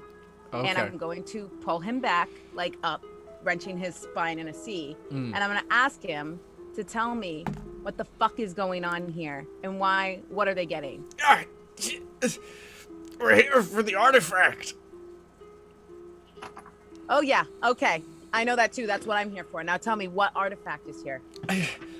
I don't know. Something about... I really don't know. You know what, though? Where is the artifact? You know where that is. It's at the top. We were just told to kill anyone inside. How many people are here? I don't know. I'm going to cut off his right foot. Ah!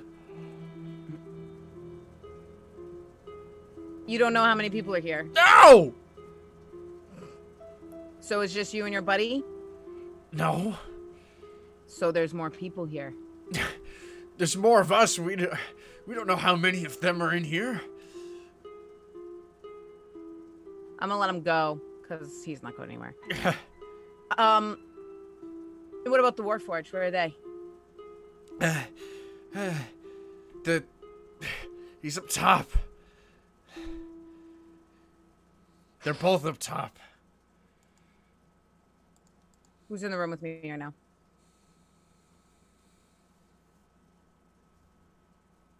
Ko, Mir. I'm here. Go on me. I'm gonna look at Ko and be like, both Warforged here. And looking for Temin, but Temin's not here, so it's like... Yeah, I mean, I'm at the edge of the door with my back turned, or just trying to I'm a bit in the shadow, Yeah. out in the hallway, but I can hear it. I'm gonna flip him over and I'm gonna stand over him and I'm gonna be like, listen, buddy, your life fucking sucks. You sucked as a Zentarim and it sucked that you got involved with this shit. But people like you aren't gonna fucking carry on. And honestly, I'm doing you a favor here. Anything else you'd like?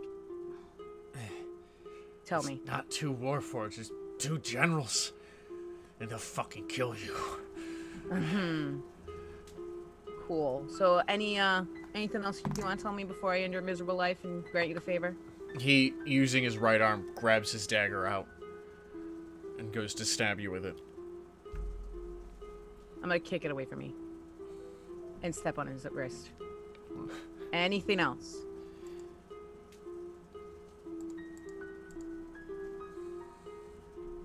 He just groans.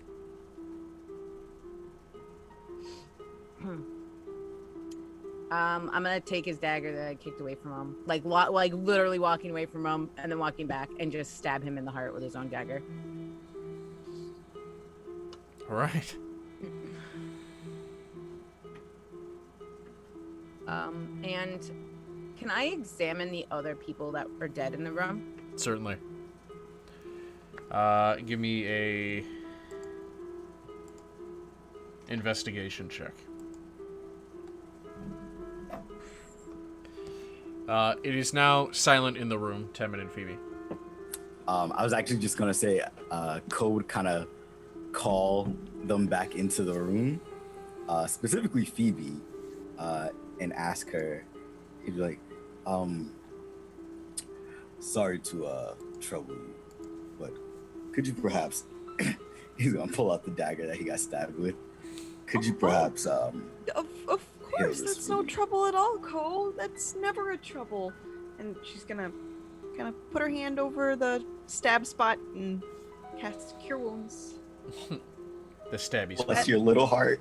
I see this, signal to Phoebe and just go, clearly the most capable. Thank you. Much appreciated, as always. 6 points. Nice. Is everyone else okay? Yeah, I think we're all fine. I just was careless. There's a table in the room, right? Yeah. I'm gonna flip it on its side and put it in front of the bodies so that Phoebe doesn't have to look at the bodies and throw the bodies behind it. Also, I only rolled a 9, so I didn't roll that good. Well, you do see the robes that they're wearing. You note that they are a deep green, and they have a golden hem and elvish design, similar to the carving on the stones that are even in this room. You see every single stone is carved. So I can assume they were the actual natives of this place. This is their tower. Okay. Yeah. Okay. Okay.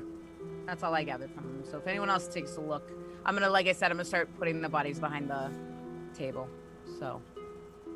I'm gonna go loot for valuables. Okay. Yeah, give me,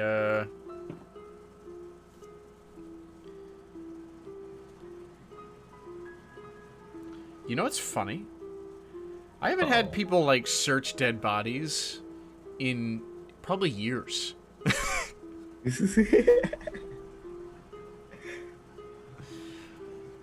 think I did that. I think I did it in this season, in this campaign already. I don't remember. I took something off of a dead body somewhere. Pretty sure it was a dead goblin, yeah. I took something. Well, I didn't have you roll for anything, I guess, is more accurate to that. So, you search all the bodies? Yeah. Alright. Mirror searching bodies, the rest of you? Looking around the rest of the room to see if anything was just loose.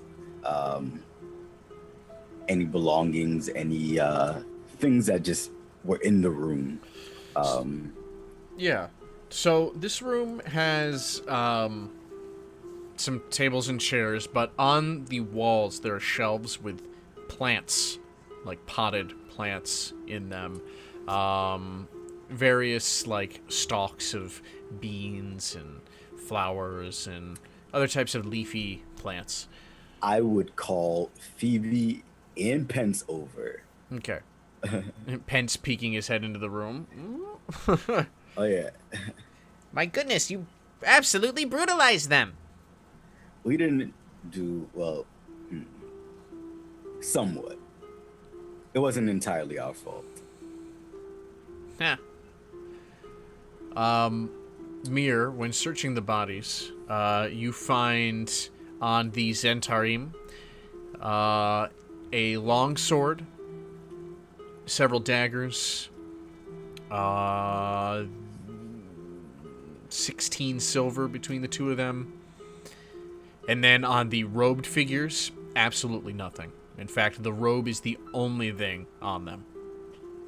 No, like, necklace, any Nope. kind of, like, Naked and a robe. Coincidence? I think not. This reminds me of our first campaign that had to do with rogue figures. Yeah, I'm gonna convey that information to the group. Okay. So I found a couple of small weapons and some loose change here, but these people who are natives, I'm assuming, of this tower, don't seem to have any kind of jewelry or trinkets.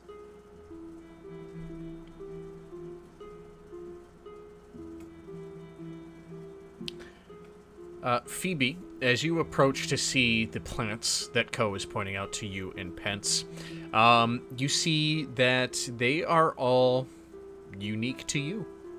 You haven't seen, I mean, you've seen similar things, but there's specifics about these you haven't seen before, and they remind you of a lot of the plants that you had seen out on the island, just not as big.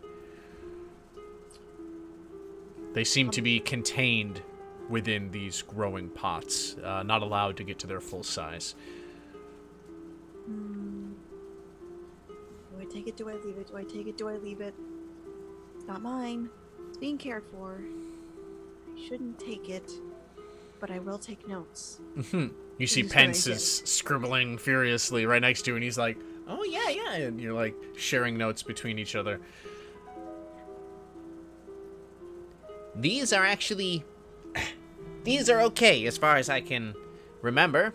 And he grabs some beans, and he pops open the casing and eats a few of them.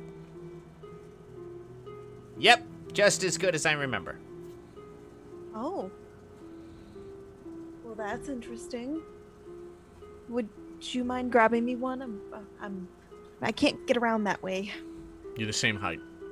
Well, I can't get around his ankle.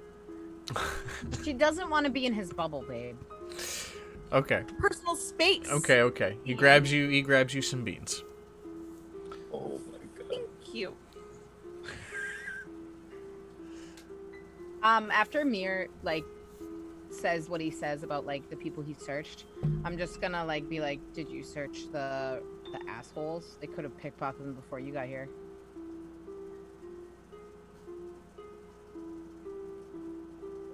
Mir.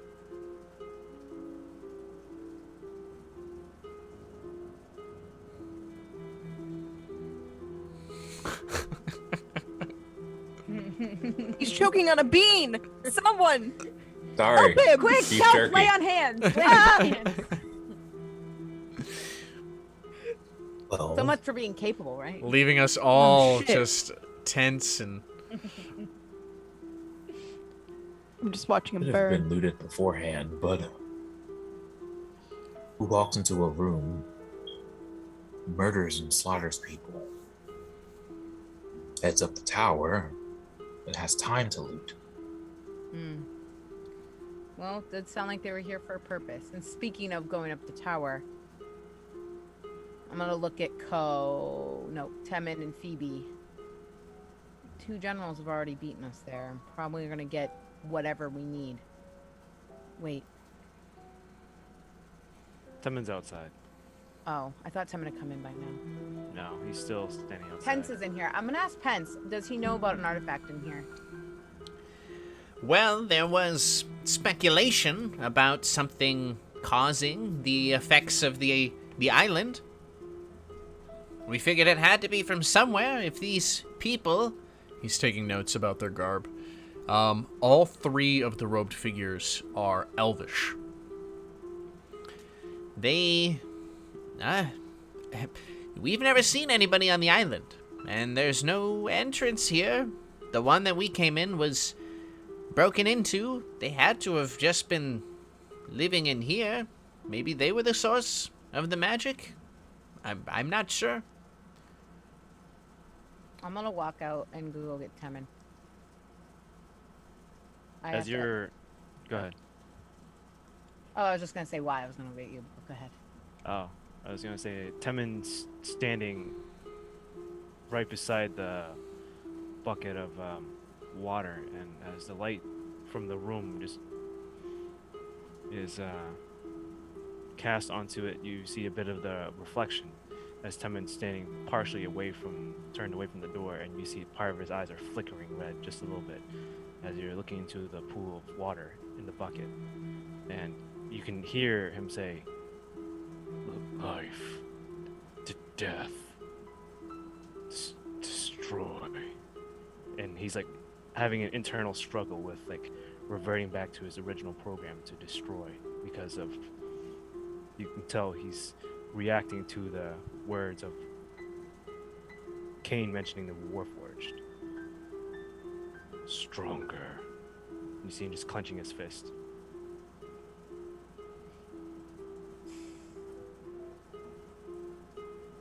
I'm gonna steal myself before I walk out there, and then I'm gonna walk out there. Hey, Temin, I have a question for you. I need something that you are holding for me. You see him slowly turn to Cain, and then his eyes just go back to normal. Yes, Kay. The letter that you had from the Neverwinter head. We also had a stone. We need to inform him that there are two generals here and there's an artifact here. Maybe he might have insight on this artifact, because I have no idea what we're looking for. Oh, yes. And you see Temin just walk over and just hand Cain the sending stone and the letter. Okay.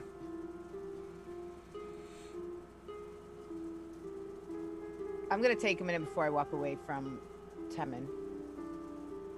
And I'm gonna go back inside. And I'm gonna go to Phoebe and tell Phoebe I think Temin needs her. Oh, is everything okay? I think Temin needs a reminder of the good in the world. And I'm gonna bring the sending stone over to Ko. Phoebe's gonna start making her way over to Temtem. Okay. She's gonna hold Temin's hand. Oh, Phoebe. Hey, Temin. What you doing? Oh, I was simply pondering something. Oh? Yes, Well, I... oh? No, go ahead. Oh, I was thinking about the other Warforged. He's not very nice. Or they're not very nice. Yes. But sometimes there is no niceness in war. And his eyes just flicker red just a bit. And you can see him just tense up.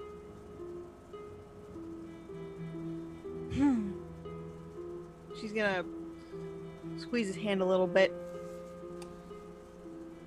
Well, that's true. Sometimes there isn't niceness in war. That's why we have to make some.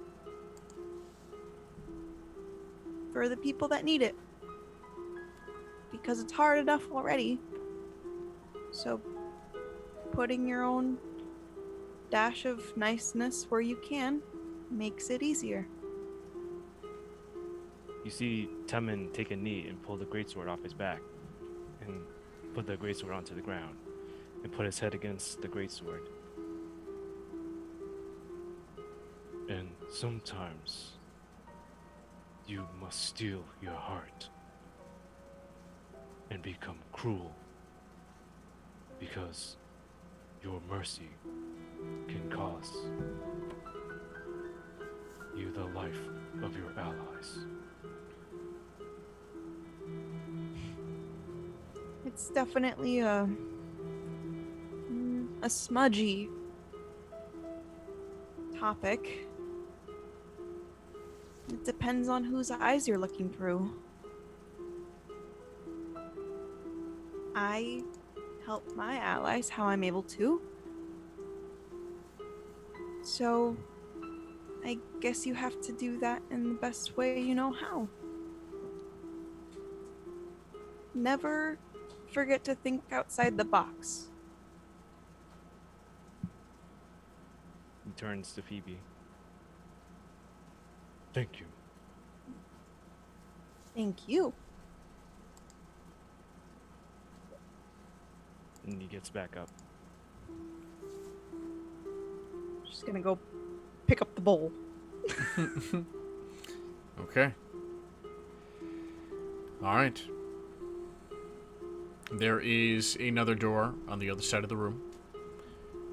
And behind the door is another staircase.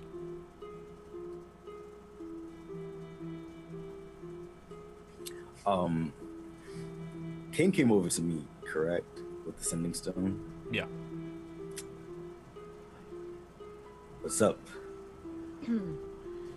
I think maybe we should inform the leaders of Neverwinter, the man who sent us here so confidently, of what's happening, just in case if we go to the top and maybe not all of us come down, or something happens.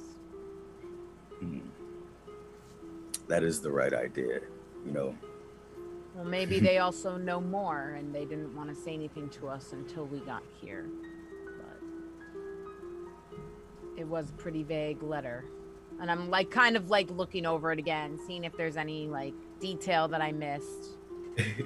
And now that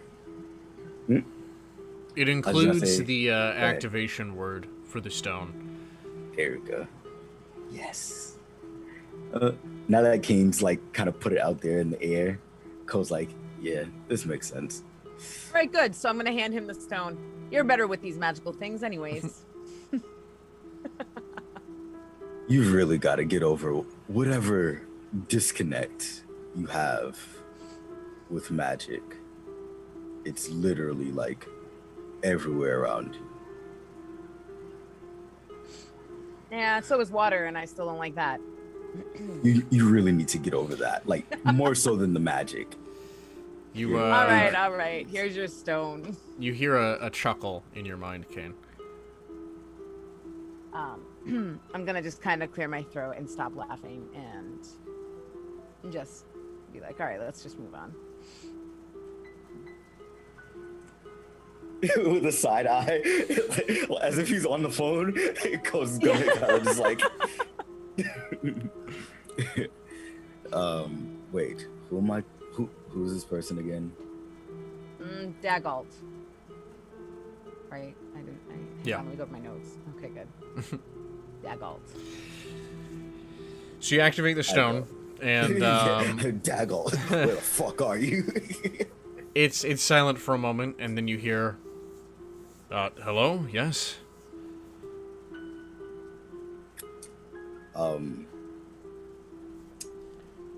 Kane wanted me to inform you of our current situation.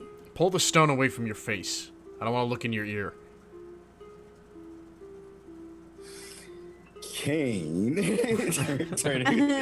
Kane would like to inform you of our current situation. Where are you? What's happening? We are inside the spire.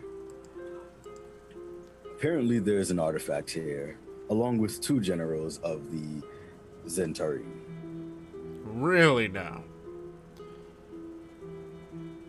That's what the dead guys say. Well, before they died. Are you like moving the stone to show the scene? Yeah, just like all the blood. I definitely am like intentionally like leaving it on Kane every so often, a little bit too long. He's literally just covered in blood and huge. Yep. Is that Pence? Oh, yes, he's interesting fellow. Yeah, but that's it. Yes. I thought he couldn't get into the spire. What the hell is this? We found our way in. Oh, of course. How convenient. You think a few dead bodies is gonna convince me? If this thing's at the top, go get it. Do you not listen well? There are two generals of the Zentarim here. They are, well, probably at the top by now. You can't handle a couple of organized crime members? Do you remember the attacks that happened on Waterdeep? They were unprepared. Maybe you shouldn't be.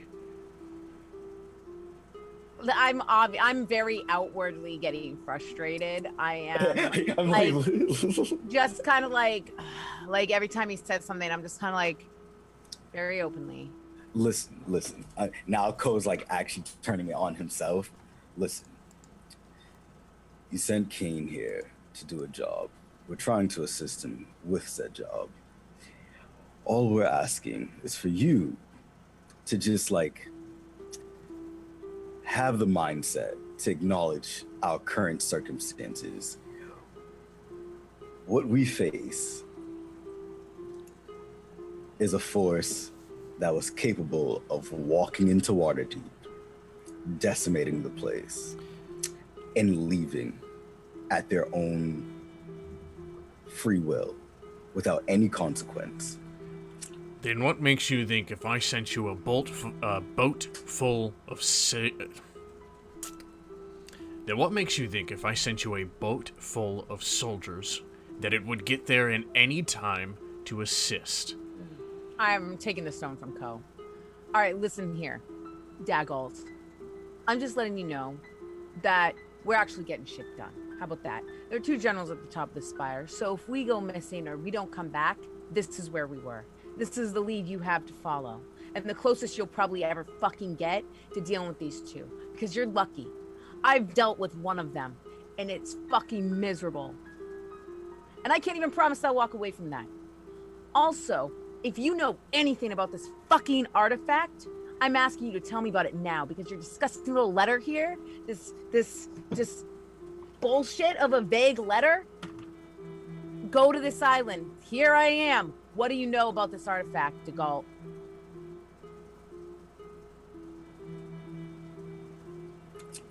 Roll for seduction. Gotta cut right through the tension there. Oh, okay. There's a pause.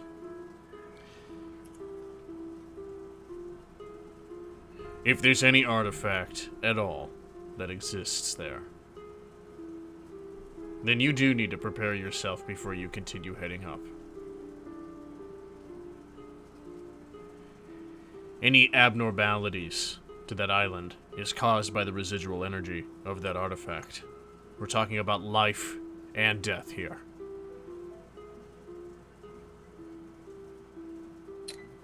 Now, if they're there, you need to stop them. I can send you some resources, but it will not be there in any due time. So hold them off. Do your best.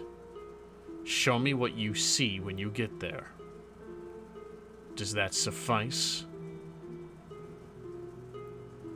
Thank you, Your Highness. It's Lord That's all. Protector.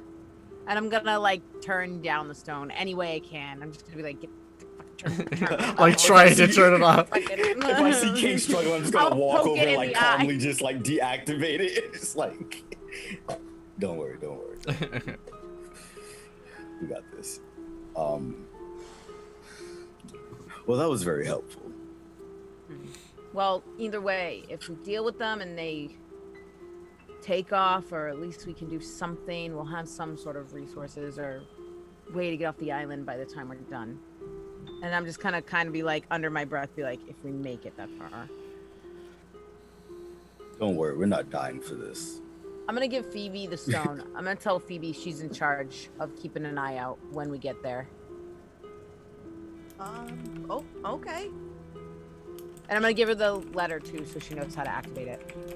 Oh, I'm actually surprised that this letter's still okay after we went underwater, but... Get out of here with your logic. Let's go. We're going upstairs now. I don't know, something. Okay. So, you continue ascending through the tower. You find a few other rooms, torn apart, ransacked. You find some notes being written, or some notes that have been written, kind of just chronicling a day-to-day here, I suppose. You get the first-hand perception of one of these robe-wearing elves in this spire as they kind of just muse about how the plants are growing, what the island looks like from the outside, how they're irritated that they don't get certain permissions within the tower, and how bored they've become after years and years and years of being here. But it is their duty, so what can they do? Kind of dismissive of the whole thing.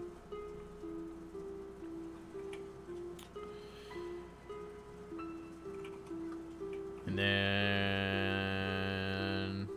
Give me 1 second. 1 second is being given. Yeah, you know, as you continue on, the water lessens as you go, as you can assume that whomever you're following has been continuing up and drying as they go. There is more of a eeriness as you continue. There are the 3 dead bodies in the first room, but as you go, there's just chaos and a little bit of blood left behind. No other bodies, no other soldiers. It's as if when they had first come in, they struck and left those 2 to guard the entrance, probably not expecting anyone close behind.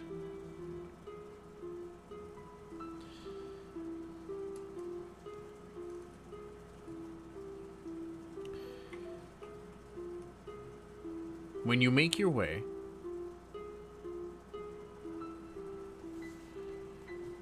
Actually, give me another second.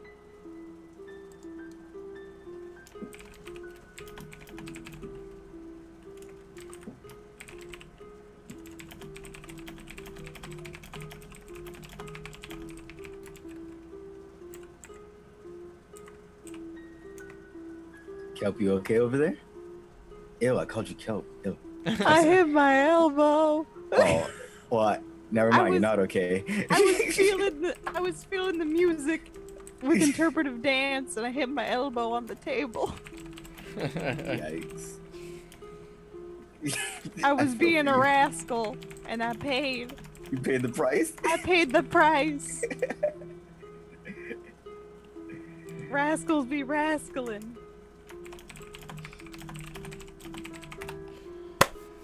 Okay, so you continue up the spire, and you feel this.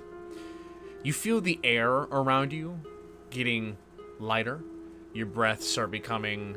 They're needing to be deeper to feel as refreshing or as, revitalizing as they should. And you feel just this magical tingle in the air as you press.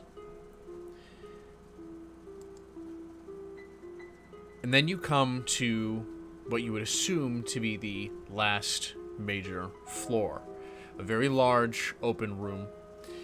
There are mats on the ground for sitting, small little tables, and a lot of plants grown around. There is an altar in the back of the room. It is very ornately elvish, twisting designs kind of cradling up. And on the altar itself rests a pillow, or a metal holder and a pillow. But it is vacant on top. There is another small staircase beside the altar that leads up, and you can hear what sounds to be talking above you.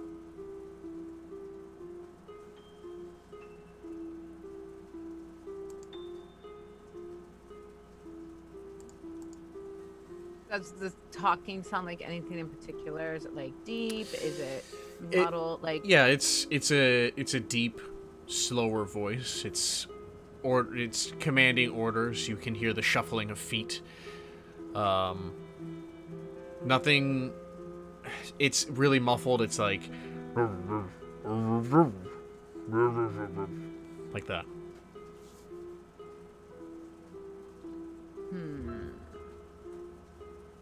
Well, even though I'm not insanely stealthy, I am going to try and be quiet. Okay. All right. Proceeding with caution. Hearing the voices, and Phoebe's just gonna make sure everyone gets another round of guidance so that we are extra careful. We're extra guided. All right. Extra guided.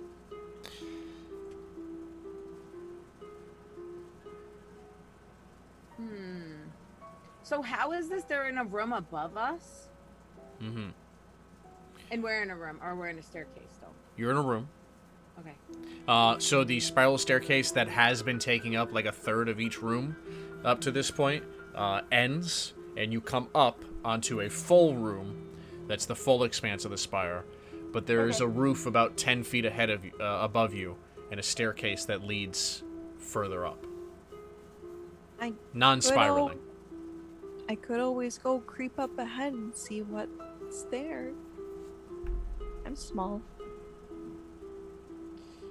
I know, baby, I know. I like this idea.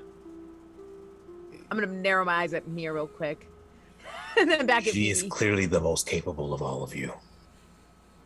Well, thanks. I think we're all pretty capable, but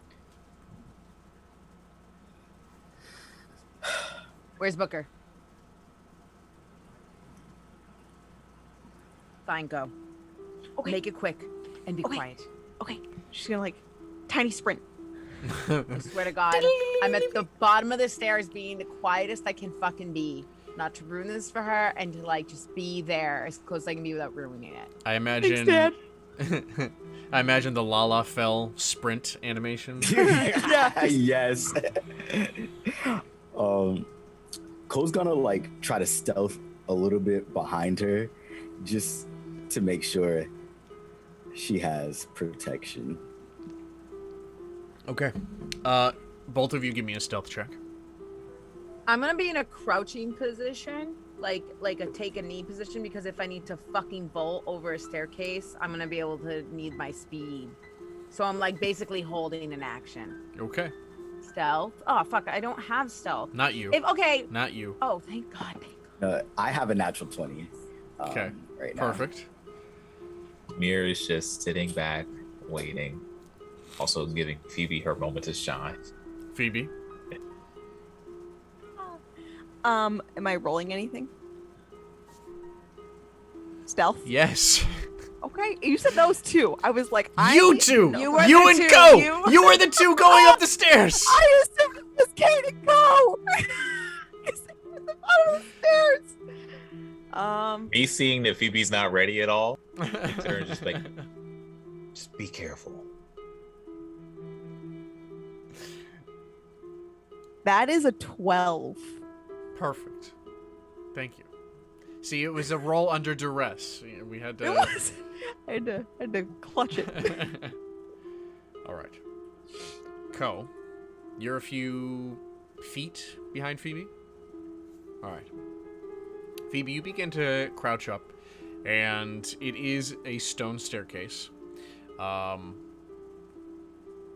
there is a hatch that goes up.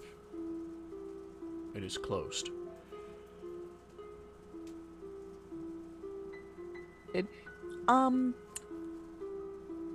Can I judge how heavy the hatch is if I give it a little push? It moves. All right. It's pretty light and weathered. I'm gonna go really slow.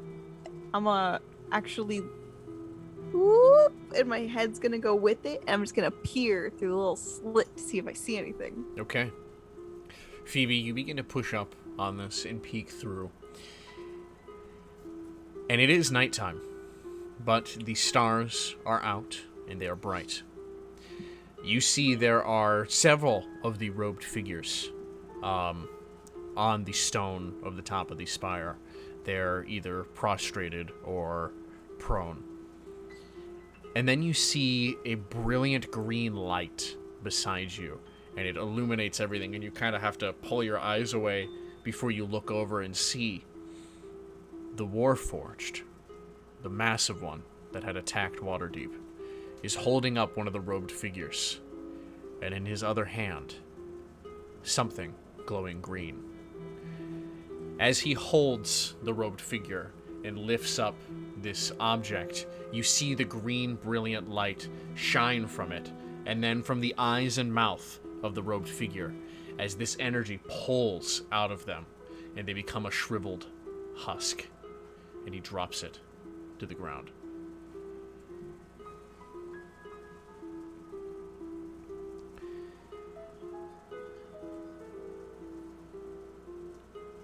You then hear a whisper.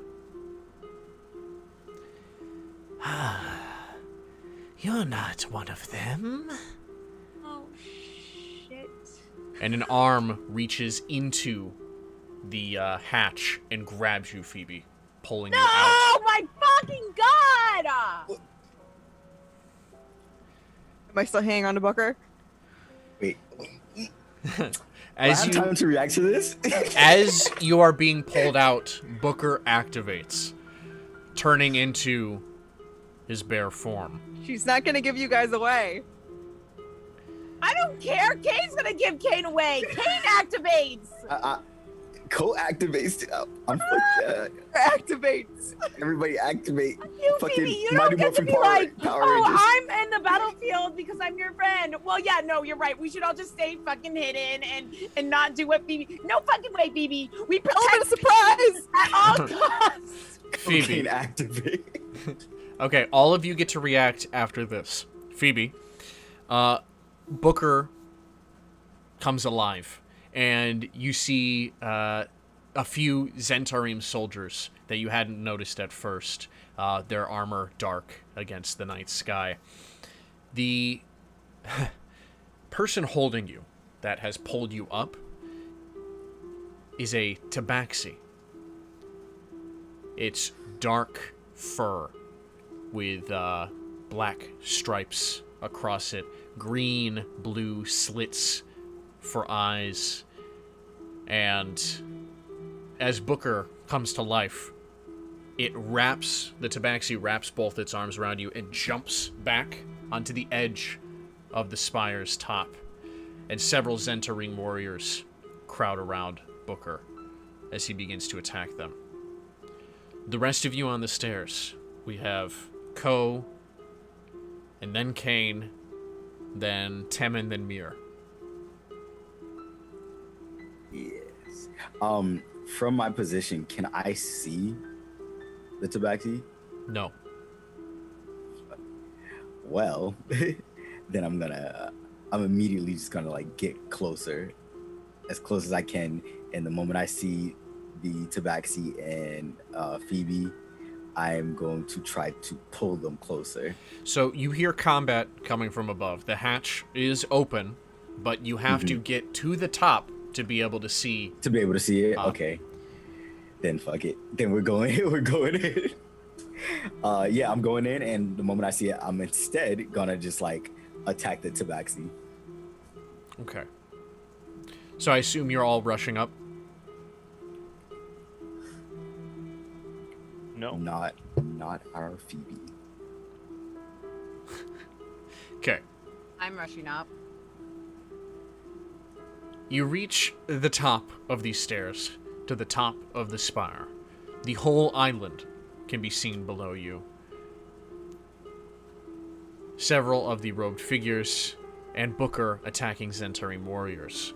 The Warforged hasn't even acknowledged what is happening behind him, as he is grabbing another robed elf and is using the artifact again.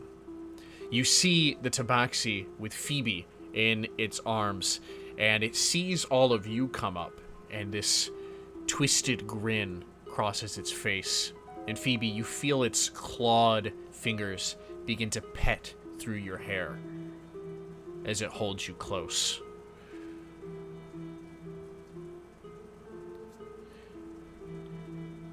And that is where we're going to end tonight's episode of Fancie's Fables. Could I just make a note? Yes. Temin actually walked up slowly, dragging his greatsword along the ground. Oh, and his eyes shit. are flickering red. And he just comes up as the others are running up. And he stops and doesn't even look at Phoebe and the others. And instead turns to the Warforged. And you hear him say, Between life and death, I choose death. and his eyes just glare red. And that's it for him. Perfect. Temin makes his statement as the Warforged finishes using the artifact on this second elf and dropping its body. He looks at you, Temin. It seems I get my opportunity sooner than I thought. And we fade to black there. Was that because of my low stealth roll? Yes. Oh my gosh. Shit. Baby, this is all your fault. I know. This is- I'm this never is gonna all be your- able to go anywhere by myself again. Yeah, I let you Never. off your leash one time. Mir, this is Never. why she's not allowed to leave. Mir, do you see what happens? Bjorn. I don't see the problem. Ah, That was the You better be best fighting, sir. That was the best stealth fail I could think of. You sent Phoebe. It's so perfect. It's so perfect. Thank you, everybody, for coming in on tonight's episode. What a rip-roaring time it was. Thank you to this wonderful cast. I had such a fun time with all of you. Oh my god. Things are ramping up. We're hitting these great ups and downs. Phoebe's getting a baby leash next time. Yes. Next time. Yes. That thing where you kids are on backpack leashes. Yeah. Yep. That Photoshop edit of the party, the dad Oh my at the God, airport terminal, Yeah, it is. Yes. where he's like, You know what? I love that Well, Cole it's- can go wherever he wants to. King can go where. Phoebe goes off the leash one time. Listen. It's her moment. Yeet. no. Cole tried to support you and stealth with you. I You know. just were horrible at it. That was my one You know bad what it roll was? tonight. It was the pressure. It was, It was the the pressure. It was too much Mhm. pressure. Mhm. He I was, was so trying not to be excited. suspicious. Yeah. Also, And I was Bullet, suspicious. I appreciate your gift. As soon as Phoebe gets yanked, chaos. Mad Chaos, chaos. yes. That's all the dice, though. You know what? The dice have all the intention. All right. Absolute chaos. We will see you all next week for the exciting conclusion of this arc, and until then, stay fancy. He said it. Bye, everybody. Bye. He's gonna die.